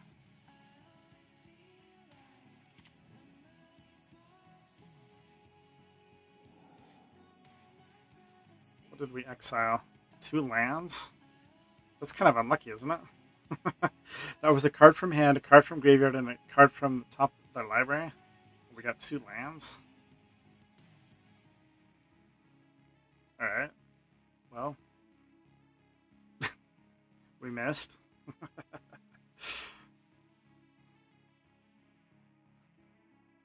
Dang you, crab. How do you miss with crab?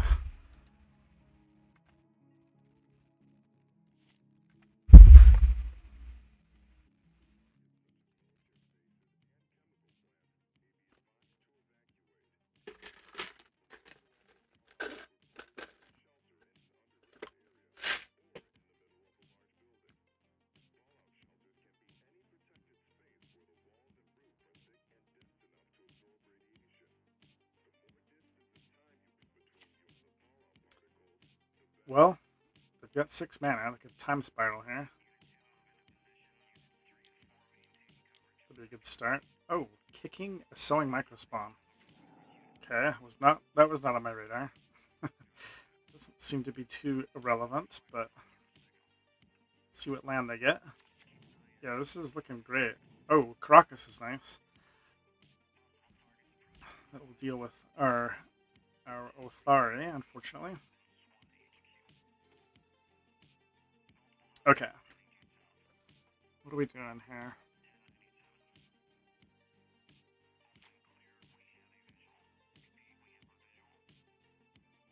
We could surveil before we do anything. Take out his endurance. Is that good? I guess that's what I want to do. And then we could possibly randomly surveil something good in the graveyard. Alright, that's what I'm doing. Go, gadget, surveil. Ha! Oh, better lucky than good, amigo. I can't believe we just milled that into our graveyard. Oh, that is absolutely beautiful. I'm going to surveil again. Tolly. Unbelievable.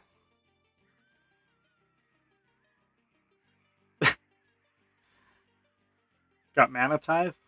He needs a Mana Tithe. Oh, that's so ridiculous. And we have Delirium. How lucky is that? That's so lucky. Unbelievable. We're just going to sack Othari because he can bounce it anyway.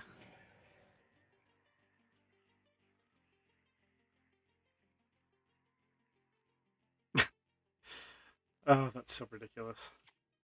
Okay, what do we get? At Granger, we have over 1 million products, including the ones that help keep your workplace.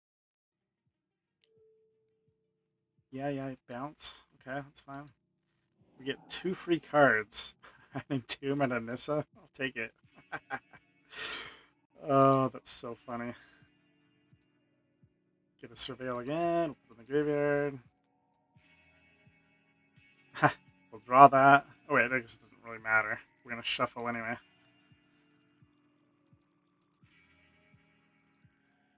What do we want in the graveyard? Another big baddie. We're revealing all of our deck is the only problem.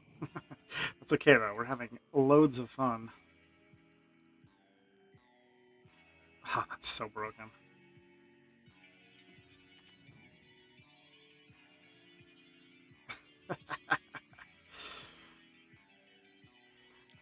Can't believe we surveilled the ultimate payoff.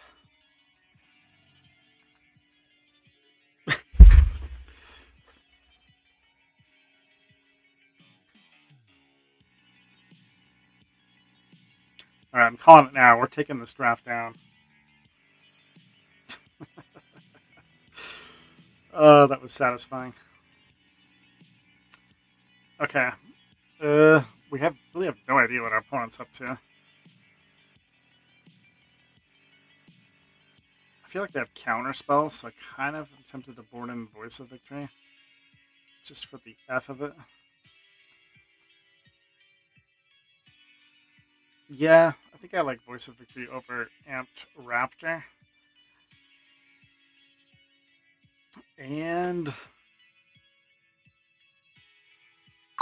might not need so much plinkage.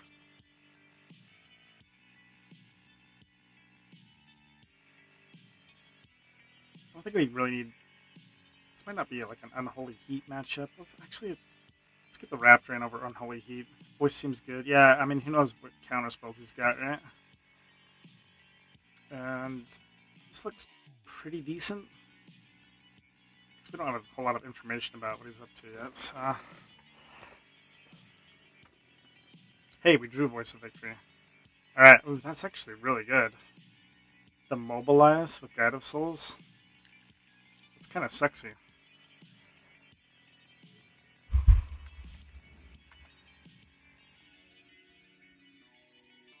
See if you can deal with two very fair cards. I mean, as fair as these 1 and 2 drops can be.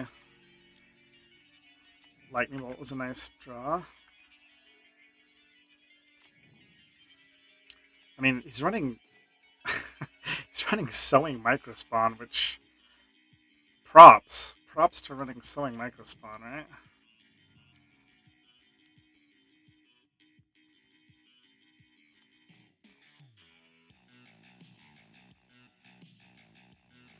With fetching up a Caracas, that was...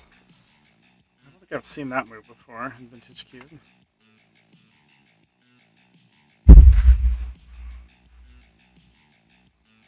Alright, let's see if we can stop this little combination. The Mobilize 2 with Guide of Souls. I like it. I like it a lot.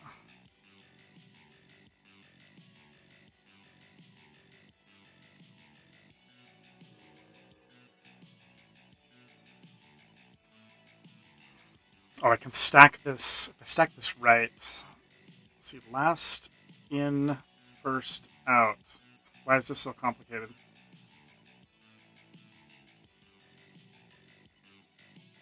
Oh. Of course I clicked on it the wrong order. Ah! We suck. Stack is confusing.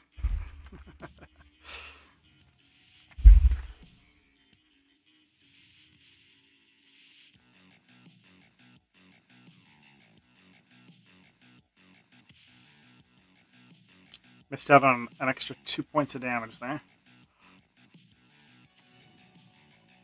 Uro's a nice one. Feels like this game is over, though. We've got massive damage coming in. MTG stack impossible. I know, man. Okay, well, it's kind of an interesting draw. We could just go get a red source. Or, because we've got a great discard outlet for Crab. I think that's exactly what I want to do. Oh, wait. Never mind. Barrowglyph is going to mill stuff first. So do we want to set up guarantee that he's going to mill something good? I don't think so, because we still need a way to animate, so let's just get in there. We'll see if we can stack things correctly this time.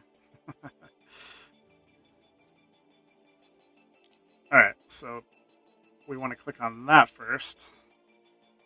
Let's get our dudes, get the energy, then Guide of Souls. And yes, we want to use his ability. We'll buff up Goifage. Save Seal for Metamorphose Guy. Oh, good call, man. That's true. That puts that on top of the library, huh? That's fantastic. I didn't even think about that.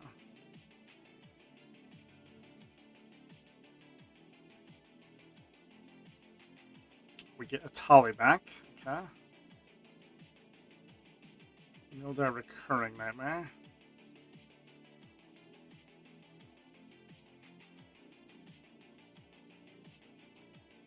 I mean, we're basically winning on board.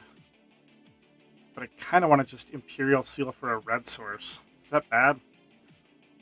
Because worst comes to worst, I can just Season Pyromancer, discard, and probably draw a reanimation spell. This might be kind of a waste, but I'm going to do it anyway. Just get a red source here. Guess we can get Arid Mesa. I'm down with it.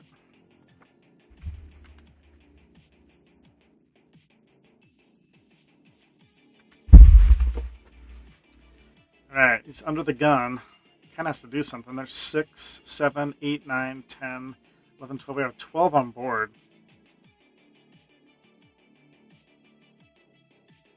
Plus lightning bolt in hand. So that's 15. 15 on board.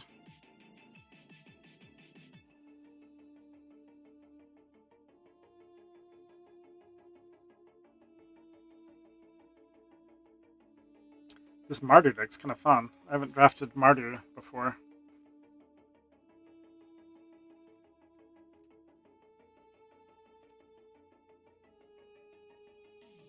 The 1-2 punch of Guide of Souls Ocelot Pride. I didn't know about the 1-2 punch Guide of Souls Voice of Victory, but that's kind of cool.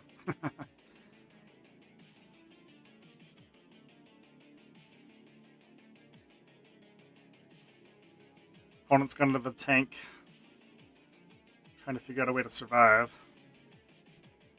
This feels like a go into the tank for another 45 seconds and then click the concede button. But oh, maybe they have a cryptic command here to buy themselves a turn. I'm not going to play anything until after combat. Huh? Mono white is definitely viable. I think you're right, man. Yeah, guide plus voice. That's sweet, isn't it? Just so much freaking. I mean, plus voice. What am I saying? I have voice out. He can't do anything. This means he can't play spells on my turn? How does he possibly live? It's just GG. I don't even have to play a spell. Voice of Victory is quite the card.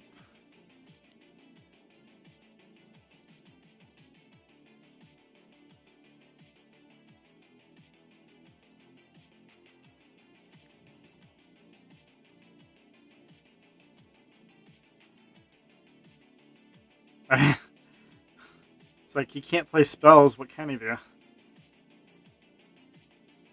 He can die. Because he can channel. He can channel a Boseiju. Or he can channel an Otawara. Channel Otawara, bounce Barrowglaive. That's his only move.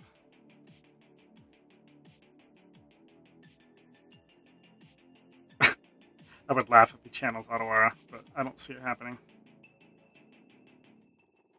9, 10, 11, 12. That's lethal. Hombre. He's like, oh yeah, you had Voice of Victory out. Whoops. Be funny to have Cryptic Command in hand. Alright, well that was easy. Easy peasy. That was fun. Advancing round 2. Now we have to kind of chill. We gotta wait these guys to finish. So while we wait, let me check out this sideboard really quick.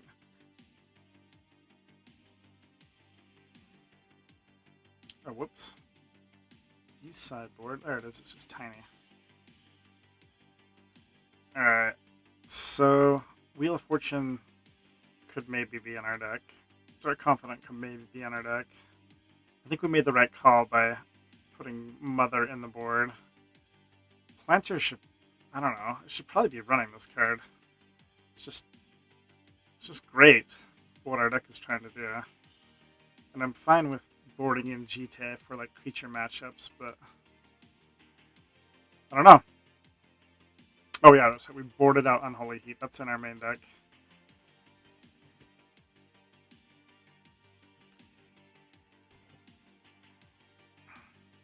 That was a fun one.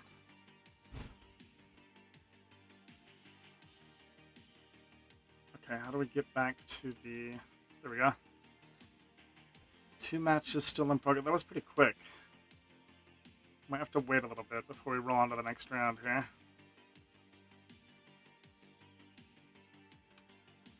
So while we are waiting, let me change screens here. I've got a kind of the shell of a modern deck that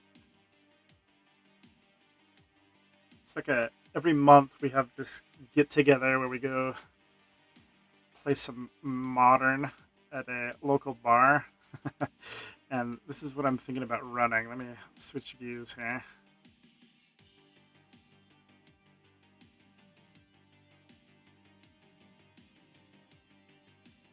Untested deck.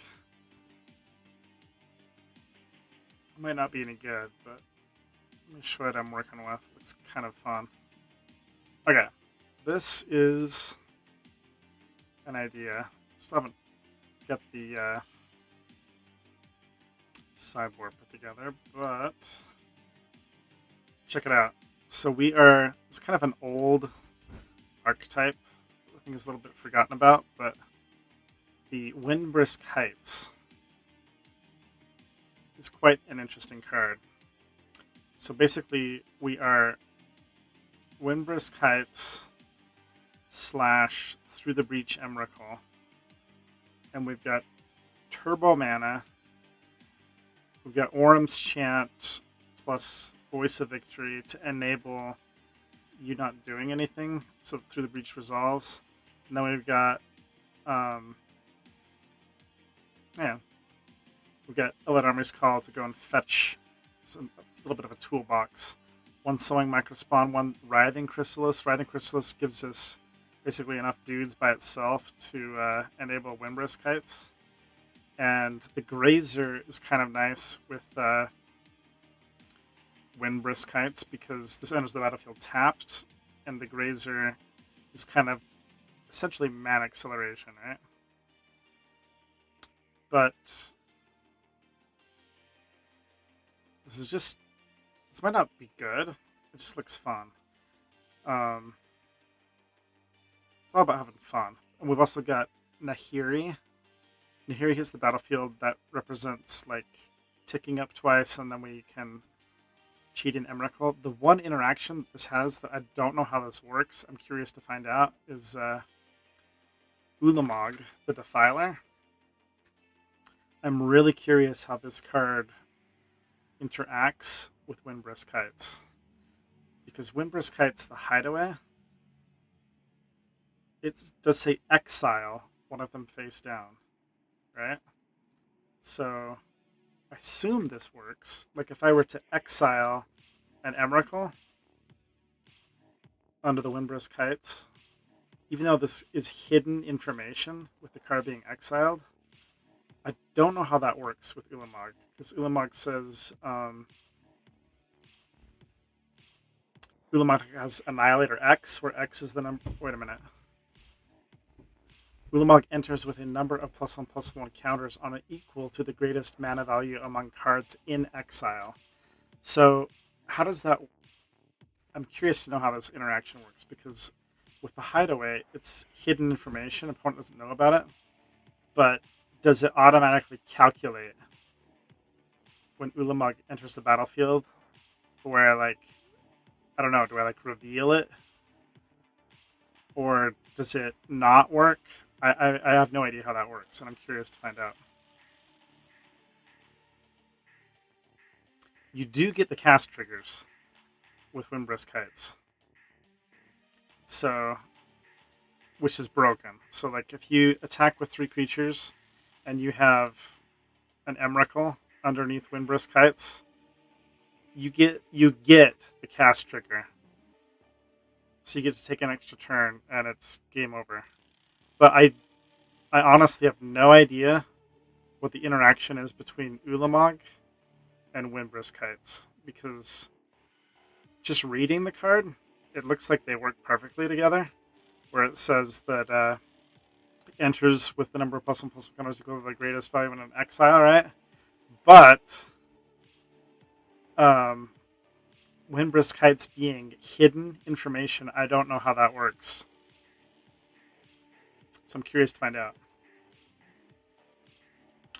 And another card that is also interesting, I'm tempted to run mainboard, is this Elishnorn, because Elishnorn, if Elishnorn is on the battlefield, you get double. I don't know if this works because I've never actually done it, but I'm pretty sure you get double hideaway triggers, which I don't know how that works. You get 2 cards, I think, hidden under Windbrisk Kites. Is that correct? With Elishnorns on the battlefield, because it says permanent entering causes a triggered ability before you control the trigger that triggers additional time. So this is a triggered ability, the hideaway. So you get double hideaway, I think. And then on top of that, if you ever actually like play Emrakul, you get 2 turns, right? You'd also get double Annihilator triggers. I mean, that's kind of overkill, but I like the idea of double hideaway. It's kind of interesting. And then there's certain decks where this card just single-handedly shuts them down. The black-white blink deck, I don't think it can deal with this card. I think if this card hits the battlefield against the black-white blink deck, it's kind of GG. Could be wrong, but so yeah, this is deck I was thinking about at work tonight. Maybe win more. Yeah, it is totally win more, but I also kind of like being able to tutor up like one single copy of Voice of Victory for the right matchups. It's kind of interesting. Unfortunately, the Mobilize does not work with Windbrisk Kites because the creatures are not attacking. You attack and then you get the Mobilize trigger. And so this says if you attacks with 3 or more creatures this turn, unfortunately, the mobilized creatures do not count as towards that. Because you attack with this and then you just get 2 tapped and attacking. A little bit of a letdown, but it does work great with the Chrysalis. Anyway, might run this deck. I actually don't have this card in paper, the Arboreal Grazer. So I don't know how necessary this is in the deck, but just an idea. Let me flip back over to our draft queue, see where we're sitting.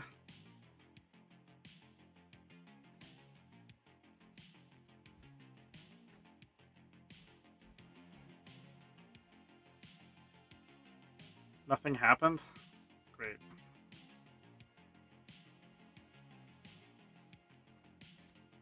Alright, we're still chilling.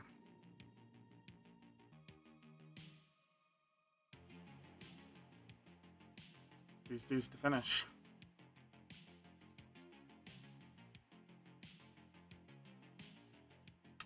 They're taking their sweet time.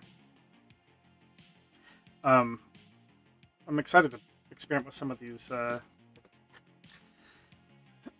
Final Fantasy cards in Modern, but first I gotta familiarize myself with them.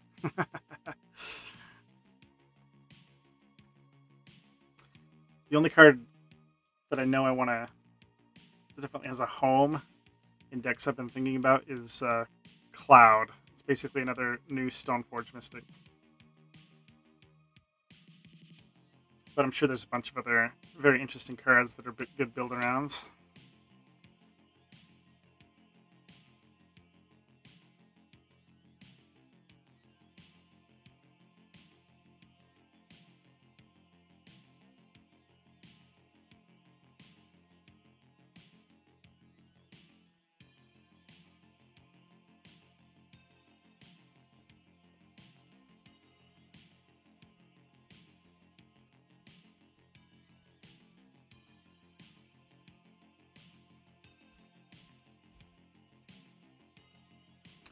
The streamer Andrea Mangucci is checking out one of his Modern decks recently that was pretty cool. basically Boros Colossus Hammer with the Corey Steel Cutter and Cloud Stoneforge Mystic. Only problem with that deck is it runs Mox Opal, and that's a little bit prohibitive how much it freaking costs to own. I don't have any in paper or digital. It's an expensive one. In fact, I'm kind of curious, what is the Mox Opal going for online here? Let's check it out. My guess is a lot. Mox Opal. Mox Opal. Okay. Not quite as much as I thought it would be. 26 tickets. Still more than I want to cough up. What about the Steel Cutter?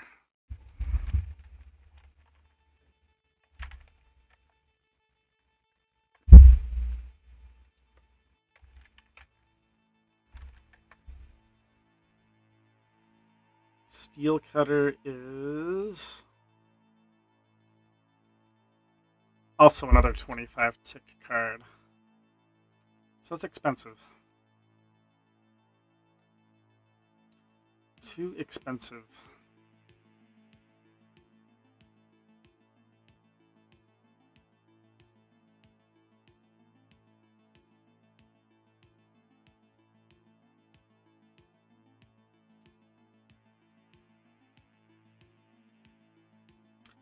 Thanks for hanging out with me. Waiting for this next round to begin. We are on a Mardu Reanimator, really. Mardu Reanimator slash Beatdown, apparently.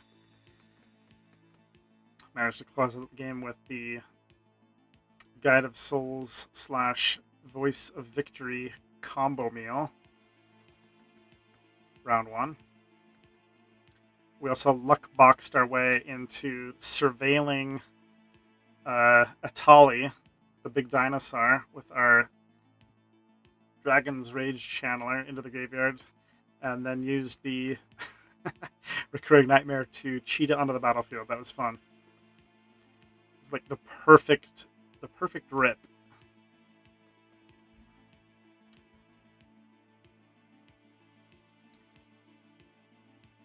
And I've already called it out, so hopefully I won't fail in my prediction. We are taking this draft down. We're going to win this draft. Round 1 is in the history books.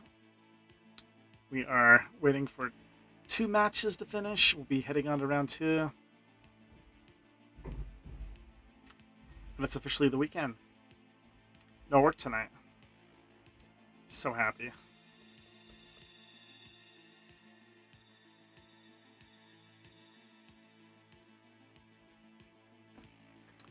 And I wish I was more familiar with Standard. There's a big Standard tournament on Sunday, which includes all the Final Fantasy cards online. It's basically a regional qualifier, and this Final Fantasy set, I'm sure, is going to completely shake up Standard. Probably a bunch of new decks. I wish I had more time to brew. I love brewing, but and I don't know, might brew something anyway and just enter it, but I feel like I need more time to really lock in on something. I'm not familiar with the Standard scene at all at the moment. In fact, maybe any of you guys viewing this will know the answer to this. I should know the answer to this, but with the release of Final Fantasy, does that omit sets from Standard, or does it just add an additional one? Like, are we kicking out older sets from Standard, or are we just adding a new set in addition to everything that was in Standard? I don't know the answer to that. We should probably find that out.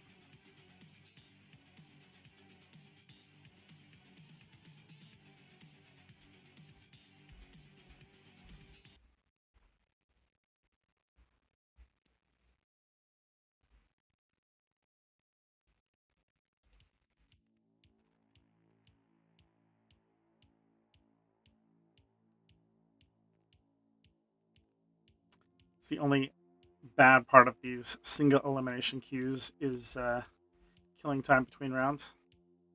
So if you draft an aggressive deck or some super good quick combo deck, which is usually what you draft in Vintage Cube, then you gotta chill between rounds. Wait. The draft leagues, you just fire off another draft, but another match. But I do love these single elimination queues because you play within the pod, and so if you pay attention to the cards that are circulating, you can kind of predict what's in your opponent's deck. And it's more true to like how drafts used to operate, where you can actually influence how the draft goes, and hate drafting is actually a thing. Love the single elimination format, or at least playing within your own pod.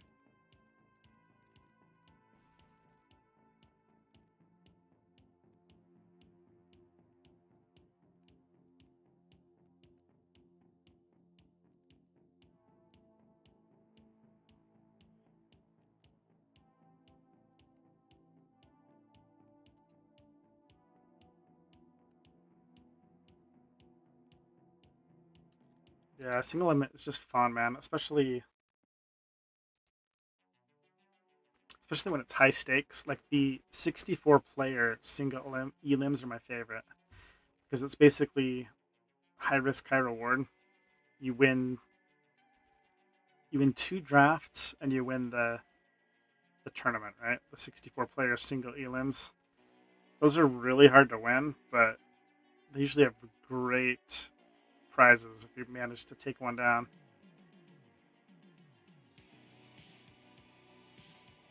So much fun, though.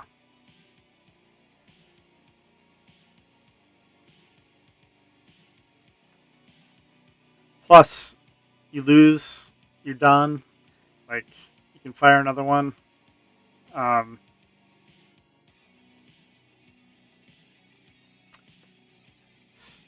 it is heartbreaking if you kind of make it far and then you just barely miss out on like the second draft or whatever, but so much fun.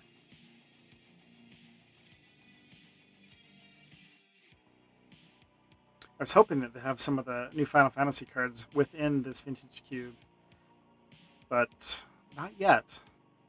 I wonder if they will, like in the next downtime, if they'll incorporate some of those new cards into the cube. I'm sure they will.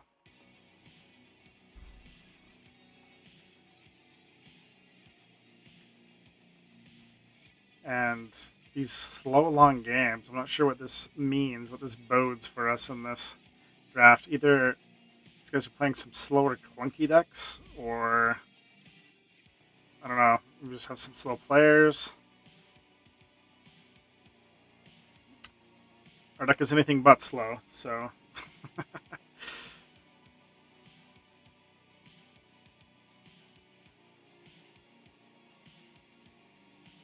I loved our previous draft deck, but we got absolutely destroyed by the deck with, I think, 4 different draw 7s in it. They had Memory Jar, Wheel of Fortune, Time Spiral. Seems like there was one other, but they also had Shieldred. They have a lot of different combo pieces in their deck. Great deck. We lost to Brain Freeze when we had both 2 different Eldrazi in hand, which felt really bad. Just needed one of those to still be in our library, and we would not have lost to Brain Freeze. That's how it goes, though. We did turn to them with Channel Emrakul, so I guess it serves us right.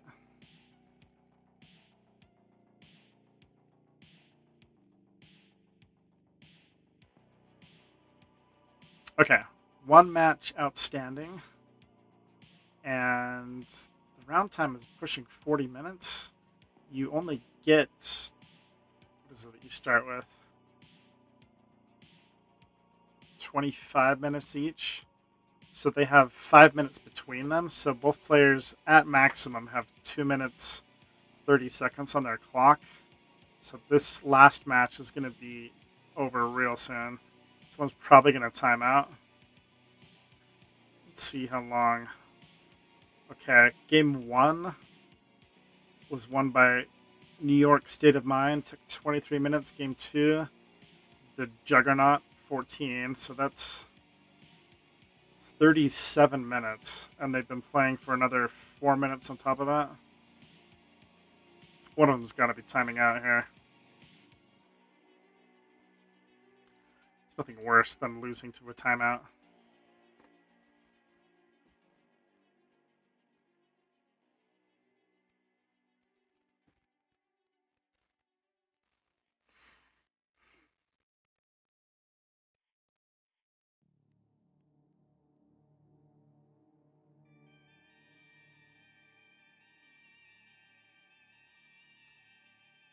Has some really good cards that were in our colors for this draft.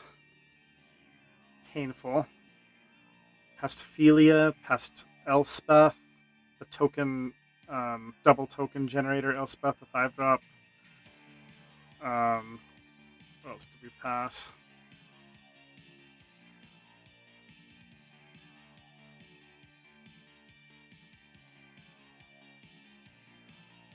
That's a lot of good stuff. That's a lot of good blue cards.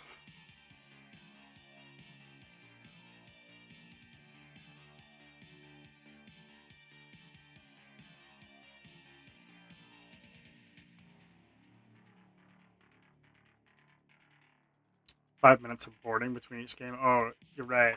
The boarding doesn't come off of your main clock, does it? It's like additional time. I don't think it's quite 5 minutes, is it? I think it's like, you get like a minute 30, I think. Something like that.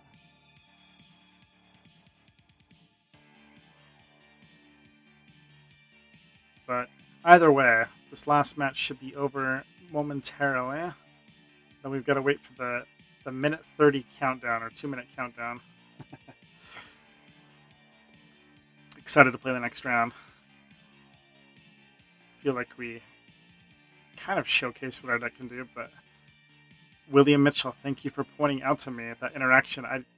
For some reason, it's like obvious, but I never really thought of it. The tutor, the, what is it called? Imperial Seal. The tutor with the can't remember the name of the guy. The Black Miracle guy. It's a really good combination.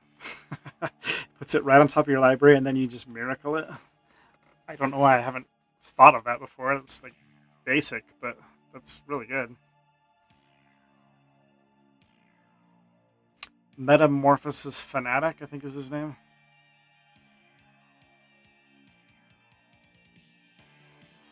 I like it in Sultai, where you kind of worldly tutor for them as a like end of their turn. But yeah, just the basic either Vampiric Tutor or Imperial Seal were great with that guy.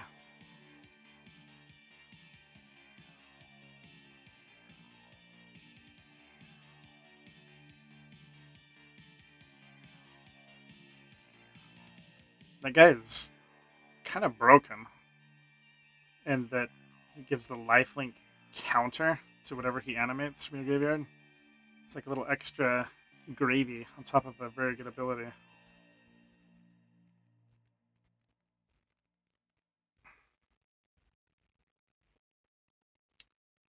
Mystical Indeterminus. I know, man. Yeah, that's so good.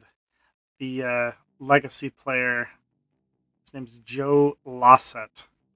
He is king of that Miracles deck back in the day, the blue-white Miracles deck with Terminus, and I don't know what other Miracles that deck ran. It was like a legacy deck. I don't think it ran the Time Walk. I think it just ran Terminus, but very difficult deck to pilot. Lots of stuff going on. I don't think I'm a good enough player to pilot a control deck like that, but I loved watching him pilot that deck. So if you used to rock that deck, the Mystical Tutor Terminus, you are a very much better player than I am. That's a difficult deck to play. pilot.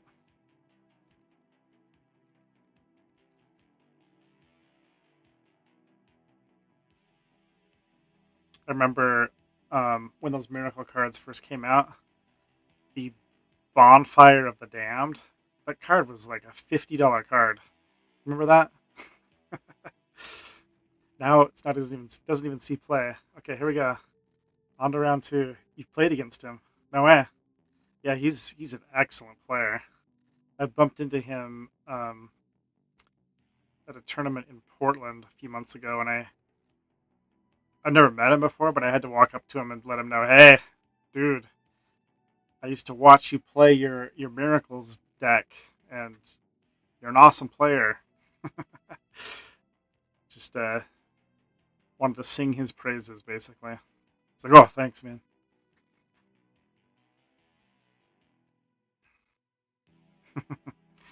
But yeah, it's just kind of cool. See a face that I've only ever seen play on camera, and then he's just standing watching his friend play Magic. I'm like, dude, it's that guy.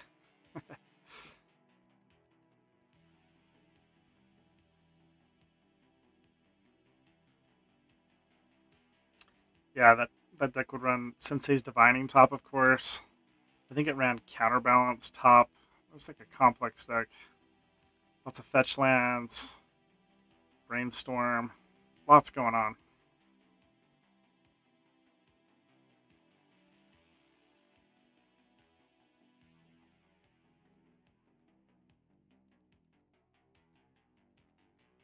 Okay, 30 seconds away from having some fun, baby.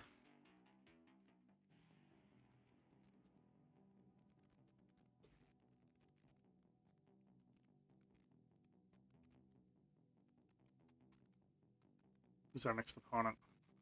I don't know if there's a way you can tell who your next opponent is. We're about to find out.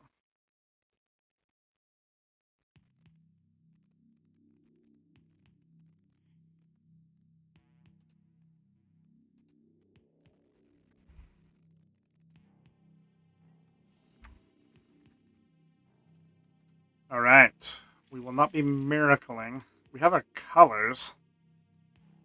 We have a way to discard. I don't know.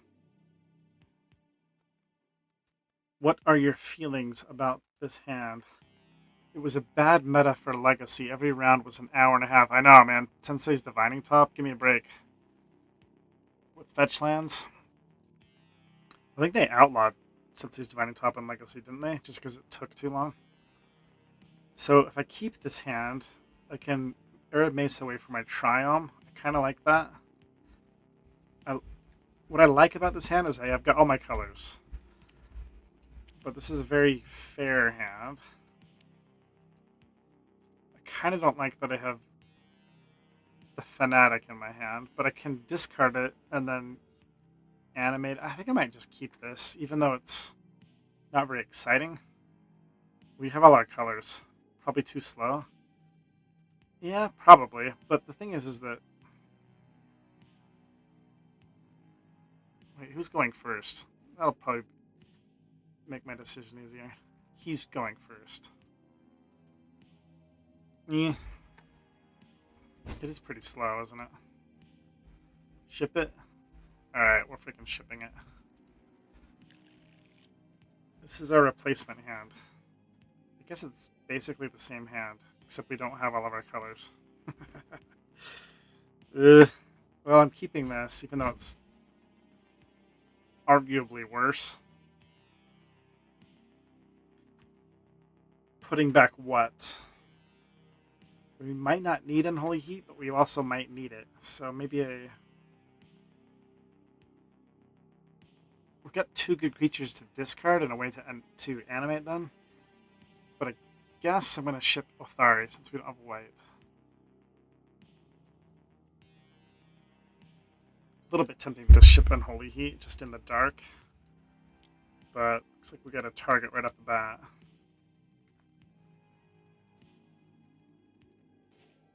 Okay. Seasoned Pyromancer is a great pickup there. Let's just burn an elf and move on with our life. Die, elf.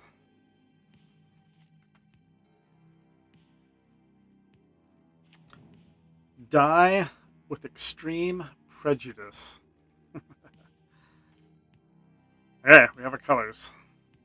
And we have Seasoned Pyromancer into Recurring Nightmare. This is looking decent.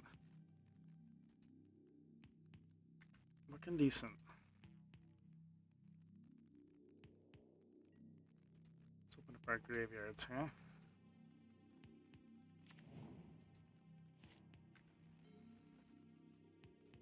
I do a lot of F6ing in this.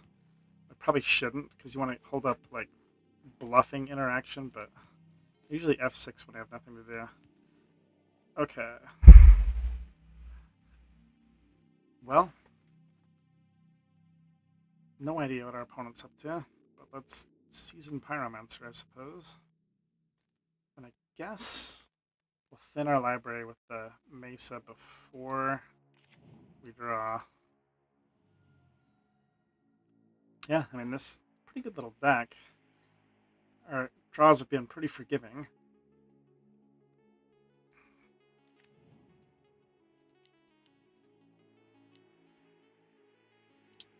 Don't Orcish Bowmaster me, bro. Don't counter this either, please. Son of a bitch. Miscalculation. That actually really hurt.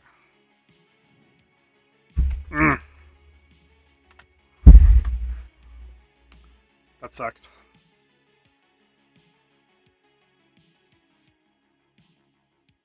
I hate you, Miscalculation.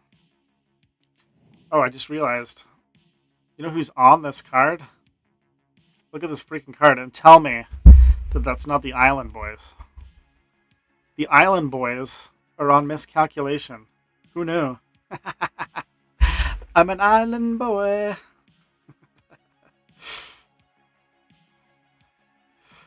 Tell me that's not the Island Boys. Of course, they weren't born when this card was made, but Karn saw the Island Boys. Damn you, Karn. Alright, opponent is scaring me to death. They have Fastpawn and Mana Vault in play. Oh, that's true. I can get tokens, can't I? That's 5 mana. I think I just drop Recurring Nightmare right now. Even though it could be a target for any enchantment removal. People don't usually run enchantment removal main deck.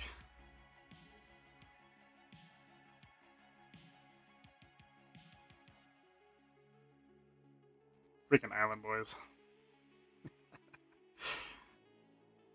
Have more money than I'll ever see in my life, and they're... Oh, God. Migraine-inducing.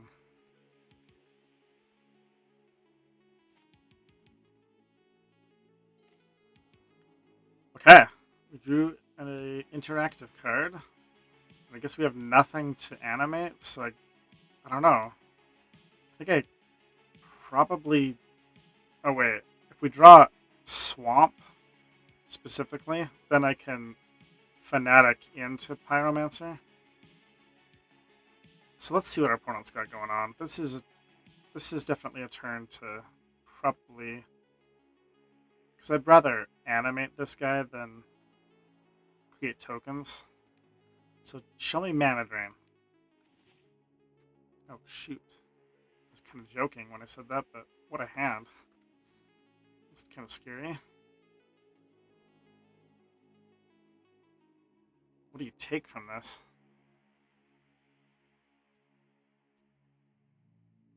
What could he tutor for? Who knows? Do I take tutor? He's a color away from playing Leovold. He's got Leovold Time Spiral, which is terrifying. Which is more... Man, do I take Leovold? He could have Channel, that's true, but he doesn't really have a payoff for Channel.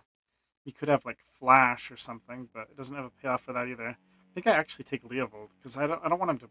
I don't really want to see Leovold hit the battlefield, especially when he's got Time Spiral in hand. And he's, like, 1 mana source away from being able to play it. Yeah, those are both very powerful cards, the Mystical Tutor and Spellseeker. Especially if he's got, like, Ancestral Recall. Which he might. But I'm going to take Leovold. Might be the wrong pick, but we will see.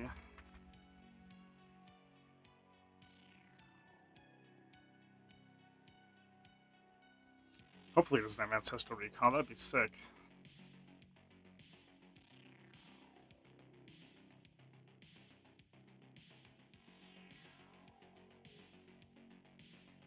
Just rolls on, doesn't Mystic. He wants to draw land, I guess. And I am cool with him time spiraling, I think.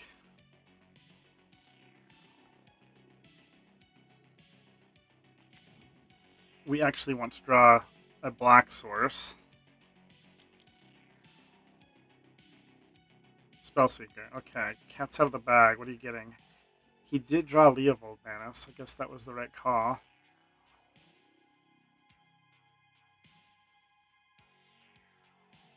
Pest Infestation. Without the mana to play it. No, he can play it. For one? Oh, that sucks. There goes our recurring nightmare. That's too bad.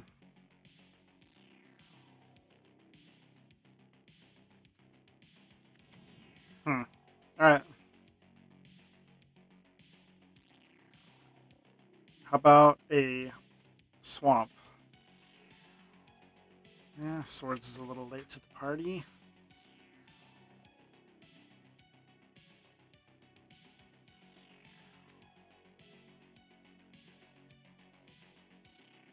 Alright, his hand is a little bit scary. He's got Time Spiral. But I guess now these Mana Vault's tapped, he's a few turns away from playing that. Man, if he didn't have miscalculation, this is such a different game.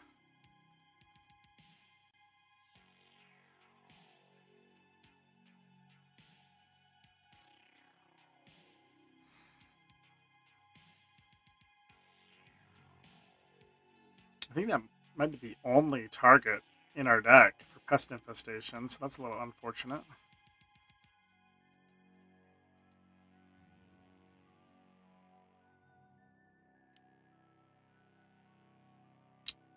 I don't think I flashback. I don't see too much upside there. Just gonna take the 3.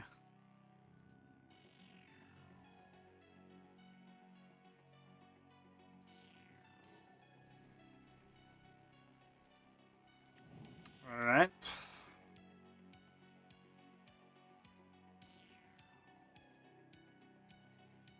This is definitely a lackluster game.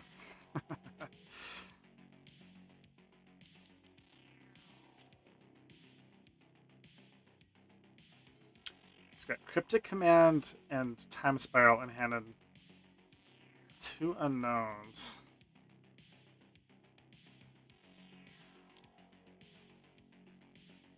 Alright, we take 3. It's kind of whatever.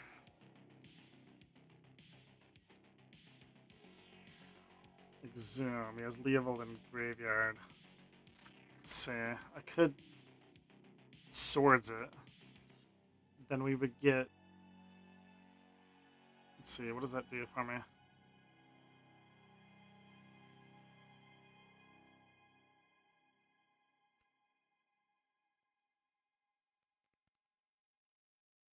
I'd have to discard the Metamorphosis Fanatic. And then I would draw 2 cards. And he would get to draw a card. It's not good, but I'm going to do it anyway. Because I don't have another option.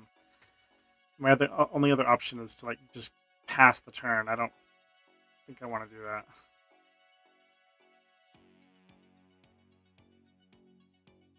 But I need to Swords his Leovold with it on the stack.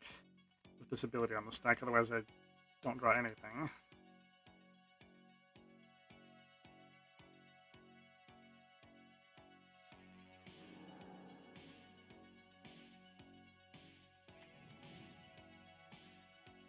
That's kind of an unfortunate draw.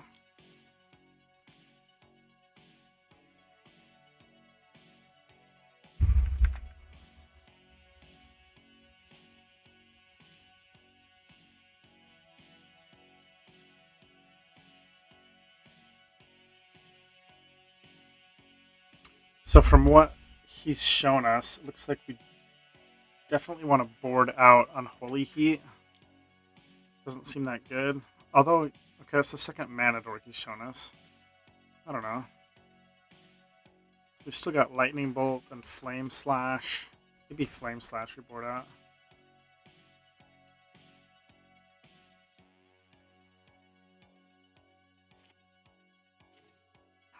Okay. Well, I mean, we're definitely Imperial Sealing. He's got Cryptic Command. He's one blue source away from playing Cryptic Command. What do we get here? What's our most impactful card? Let's see. If he doesn't have the Cryptic Command, we have 1, 2, 3, 4, 5, 6, 7. We just hardcast Atali. Athari's good too. If he doesn't get the blue source, I think it's kind of hard to beat Atali. Yeah, I think I'm just going to get Atali. If he does get the blue source, that sucks. But I could also get like Trumpet and Carnosaur. Is that better?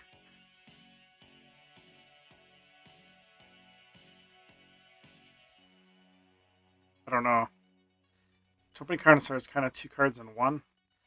And Atali is kind of 3 cards in 1. So I guess I'm going to just go big here. Hope he doesn't get the blue source.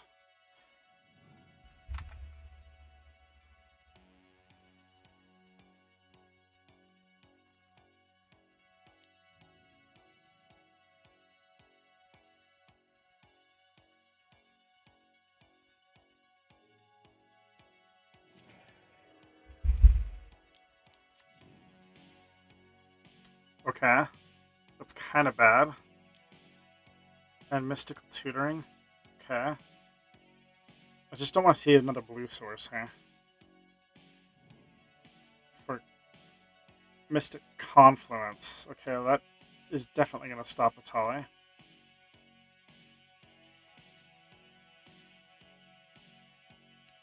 Probably lost this game, unfortunately.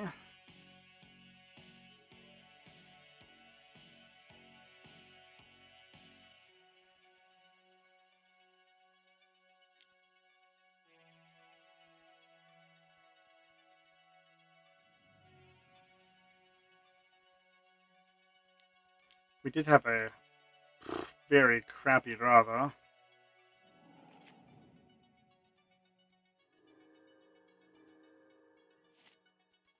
Maybe he uses his Mystic Confluence, but then he's still just a blue source away from Cryptic Command, which sucks. God, I don't even have a good attack here.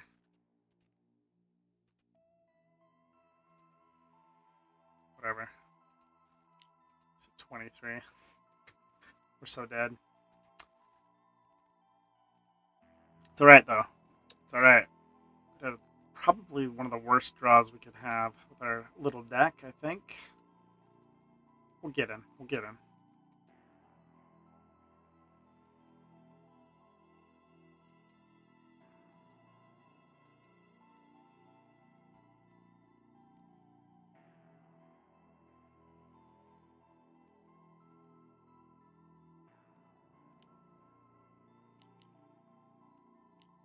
Just draw 3.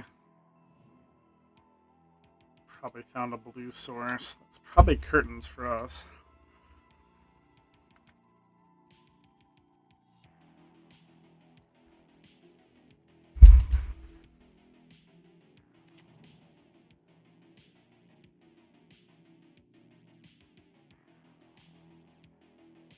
Just the 3rd blue source.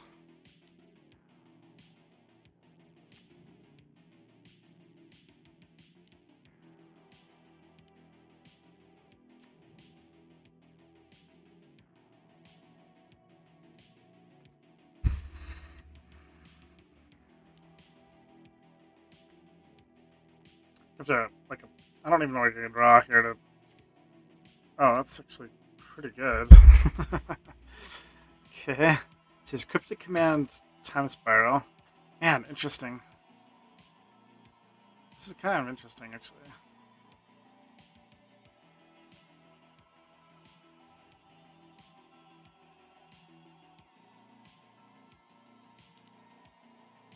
There's like a small outside chance I can steal this game.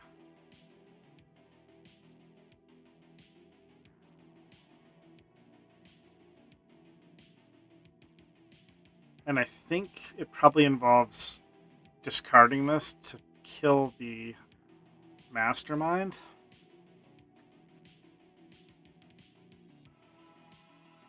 If I play this, he plays Cryptic Command. Maybe I want him to Cryptic Command it, actually. Counter it, and then this resolves. That might be my way to win. If he counters this and he doesn't counter this, this could win me the game. Or vice versa.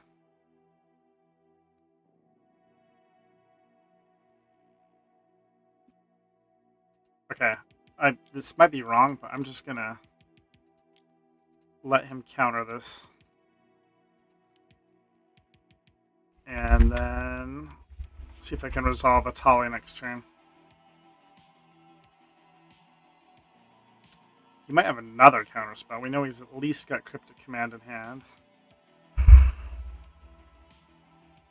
He's got two cards we know about. He's got Cryptic Command and Time Spiral.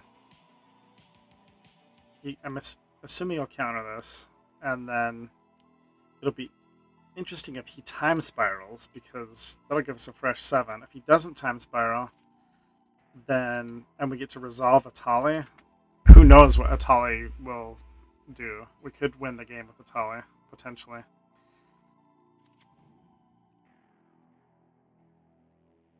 If he Time Spirals here, it'd be interesting.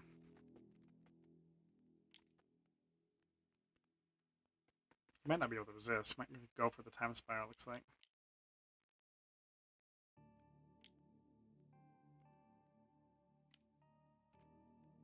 With Fastbond on the table, it's kind of hard not to Time Spiral. Oh, Woodfall Primus, okay. Thankfully, I had 8 mana on the battlefield. That's pretty funny. Woodfall Primus. So he probably has Flash in his deck, I'm guessing. Alright. Petroglyph is a very interesting draw, but we're just going to slam Atali here and see if we can steal a game. Counterspell. Okay. Alright. Of course. Okay. On to the next. If that had resolved, I'm just curious, what would it have revealed? A life death? That's not good at 4 life, but it's all good. We're gonna get him. We're gonna get him in this match. Definitely not boarding in Wheel of Fortune versus the Leovold deck. The Leovold. We're definitely boarding in Voice of Victory. Voice of Victory is gonna be fantastic. What else do I want?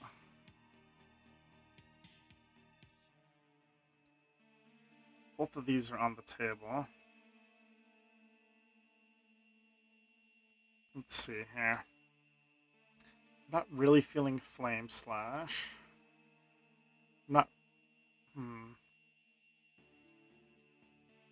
really feeling. Actually, this doesn't really seem like a Swords to Plowshares matchup.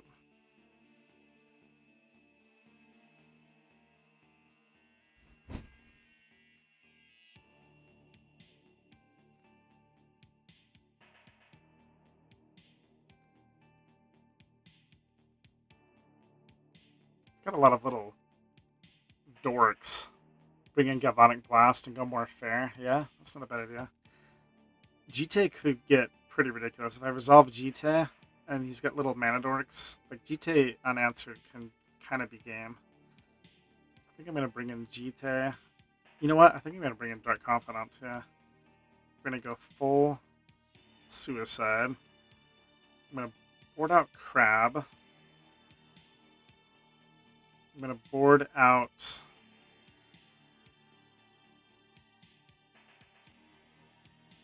I kind of want to keep swords in just because he showed me the dude, the persist dude. Probably. I do kind of like your idea of boarding in Galvanic Blast. More red-white beatdown than Reanimator. Yeah. Yeah. Maybe I take out all my big stuff.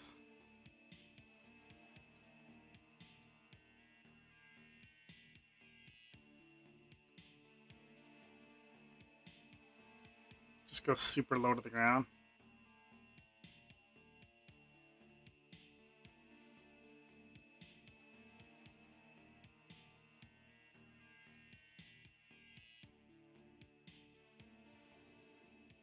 Probably should have boarded out some of the Reanimator stuff. Okay, this is a good hand.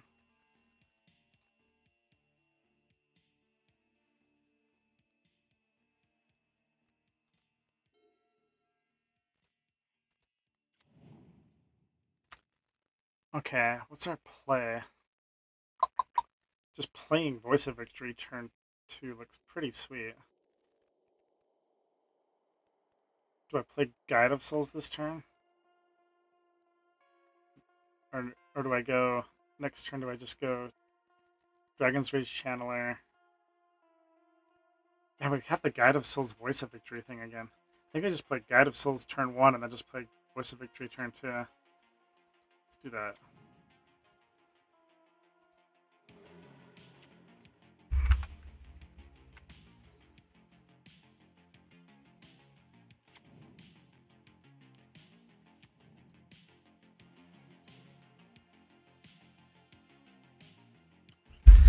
It's a little bit tempting to plink his dude, but I think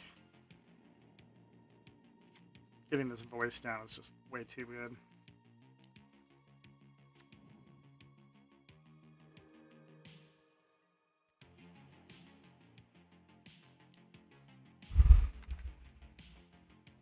Okay. I mean, this single-handedly shuts down counter spells, which was our bane last game. So, barring any removal, this guy's going to be pretty good.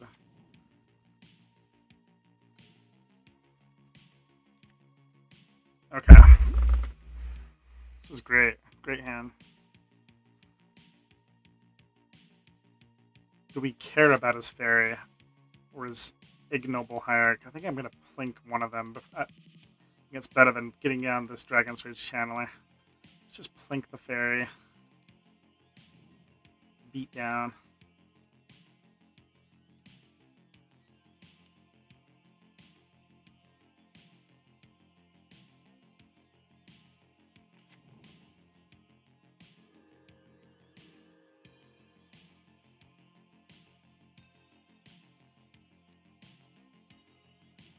It's the same 1-2 combo again, man.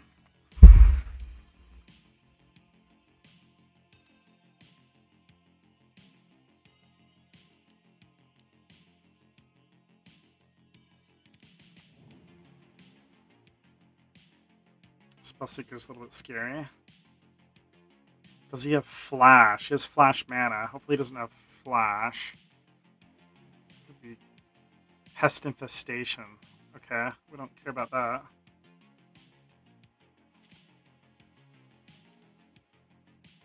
Oof.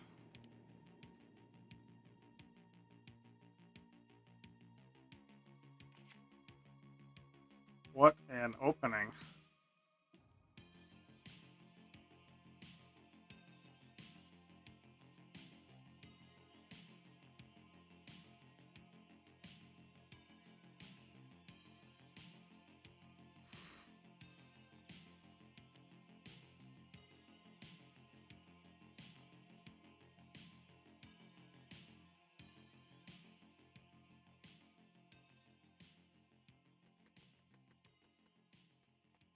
Take that, counterspell, dude.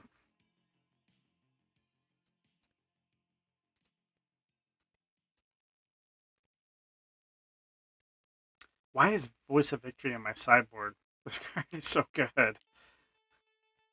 Cycling miscalculation. Okay.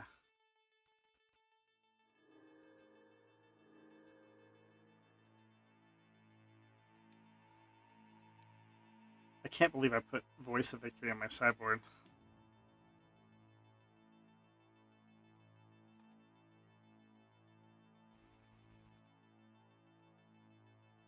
Take 8?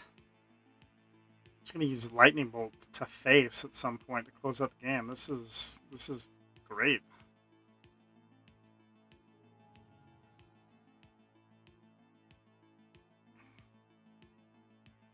Okay. He could potentially Time Spiral next turn. It's the only reason why I might take out the Hierarch, but I think even if he does Time Spiral, he's probably in big trouble.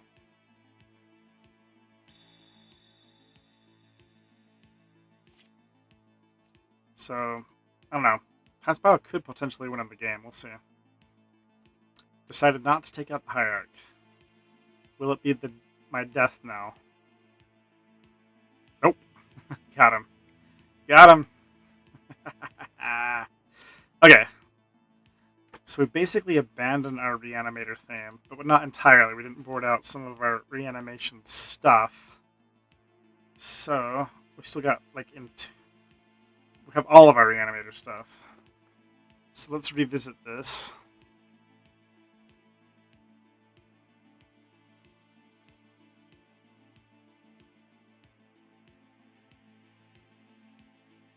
I think I definitely want Trumpeting Carnosaur in here at least.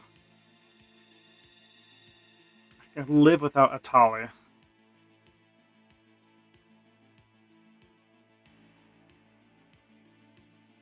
Bring in the Slash, that's true. And maybe even Holy Heat, because he's got so many little doinkers. Spot removal, it is better. I can probably live without Recurring Nightmare. Maybe I can live without Exhume even.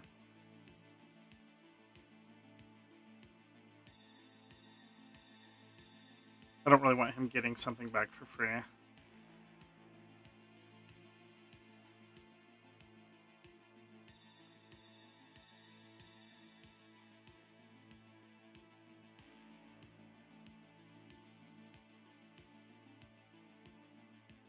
God, is that just wrong to not run Recurring Nightmare? It's pretty dang good.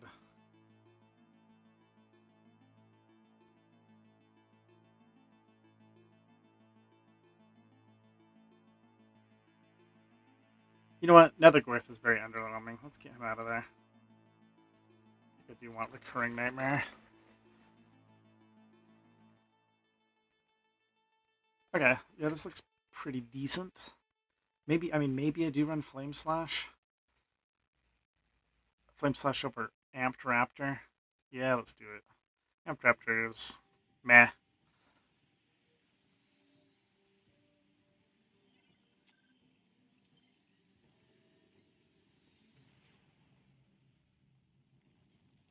Don't give me the 0 land hand. Alright, well, we're taking a mulligan.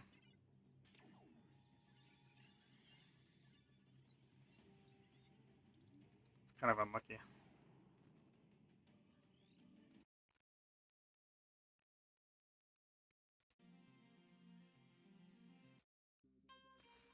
Alright, give me at least 1 or 2 lands, por favor.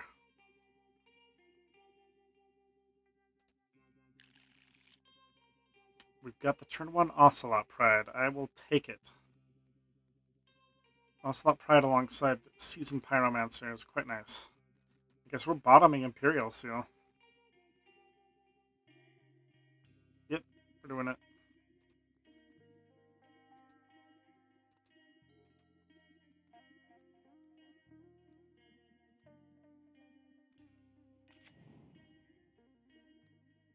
Uh-oh, Mox Pearl. Hopefully he didn't just enable miscalculation. This is gonna feel real bad if this gets miscalculated. But what you gonna do? Come on. Come on, Pride. Do your thing. Do your thing. Come on. Whew, thank you. Whew, that would have been absolutely awful if I got miscalculated.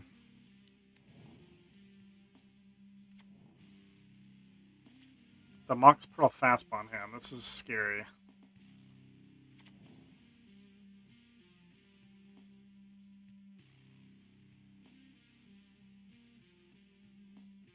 He's got any way to refill.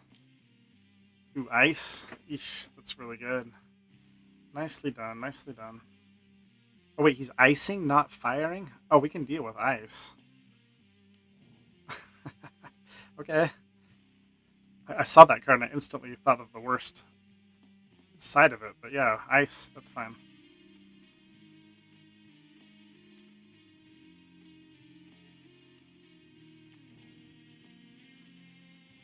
It's a little bit scary. It's like one man away from time spiraling. Please don't have time spiral. Please, Lord, do not have time spiral. Shit, he has time spiral. Oh my god. Ah, you gotta be kidding me. Alright, well, we're getting a fresh 7. That's the silver lining. Okay. Can't believe you have time spiral there. With fastball on the table. For some reason, he didn't untap Dark Slick Shores.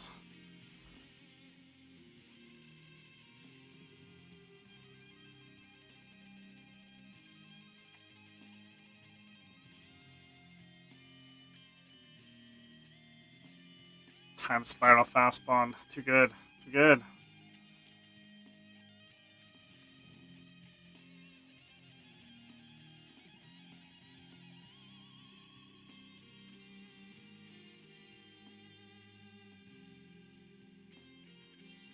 Alright, this isn't even good, but I'm gonna do it anyway. Die!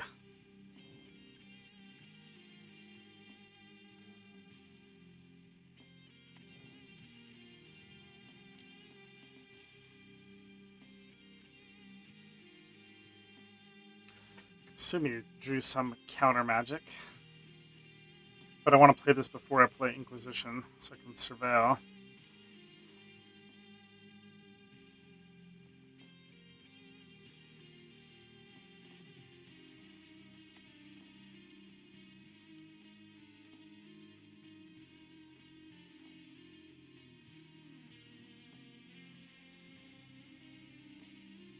Hopefully this Inquisition picks up a counter spell.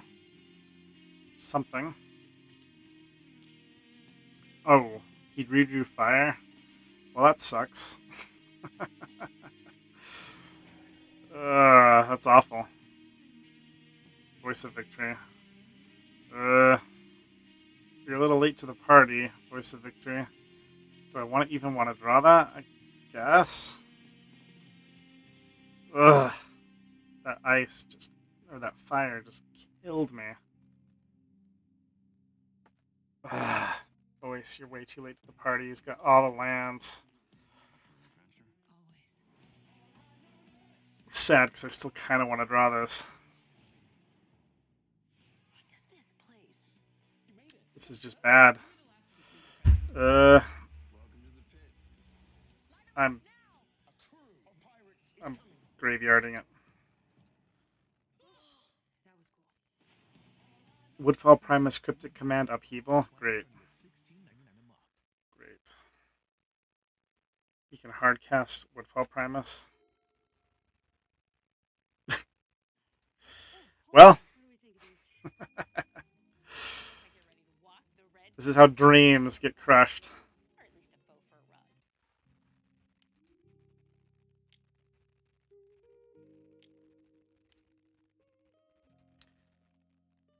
He redrew the fire ice. That sucked. Here comes Woodfall Primus. I don't think I can beat that guy. He's going to take out my black source. Oh, he's upheavaling. Yeah, why not? Upheaval, replay everything, and Woodfall Primus me, right?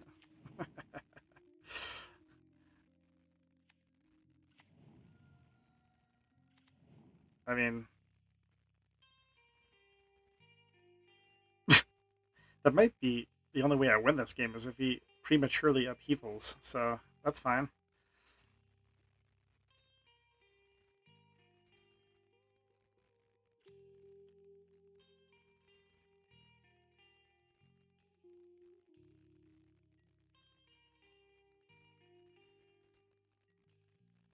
As we draw a miracle. That's so funny. That was the next card.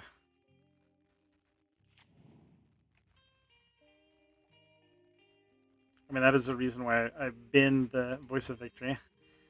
But,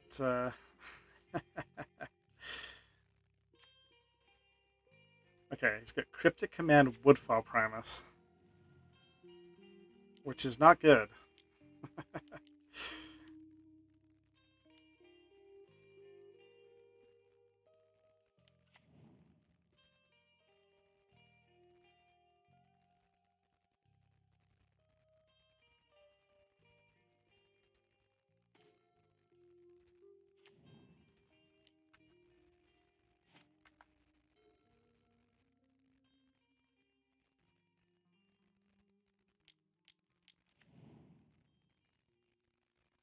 Okay, 3 hits from this guy, we're dead. We do have a way to kill it, but it persists.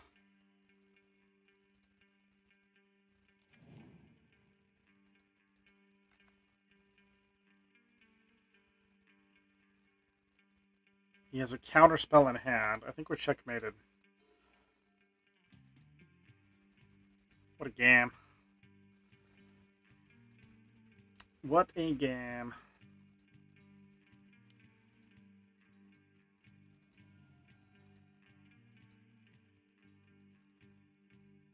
Oh, now we have to kill that at the end of his turn. It says Cryptic Command. Oh, this is just awful. No. Yeah.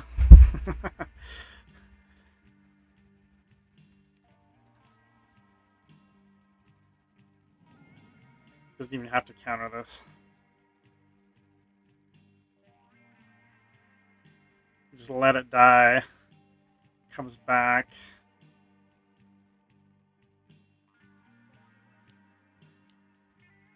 He counters it. Okay. With another counter spell in hand. Good game. Good game. I mean, if you can fast bond and then draw 7, that's pretty much one of the most powerful things you can do. Okay, good game. Ah, c'est la vie. That was fun.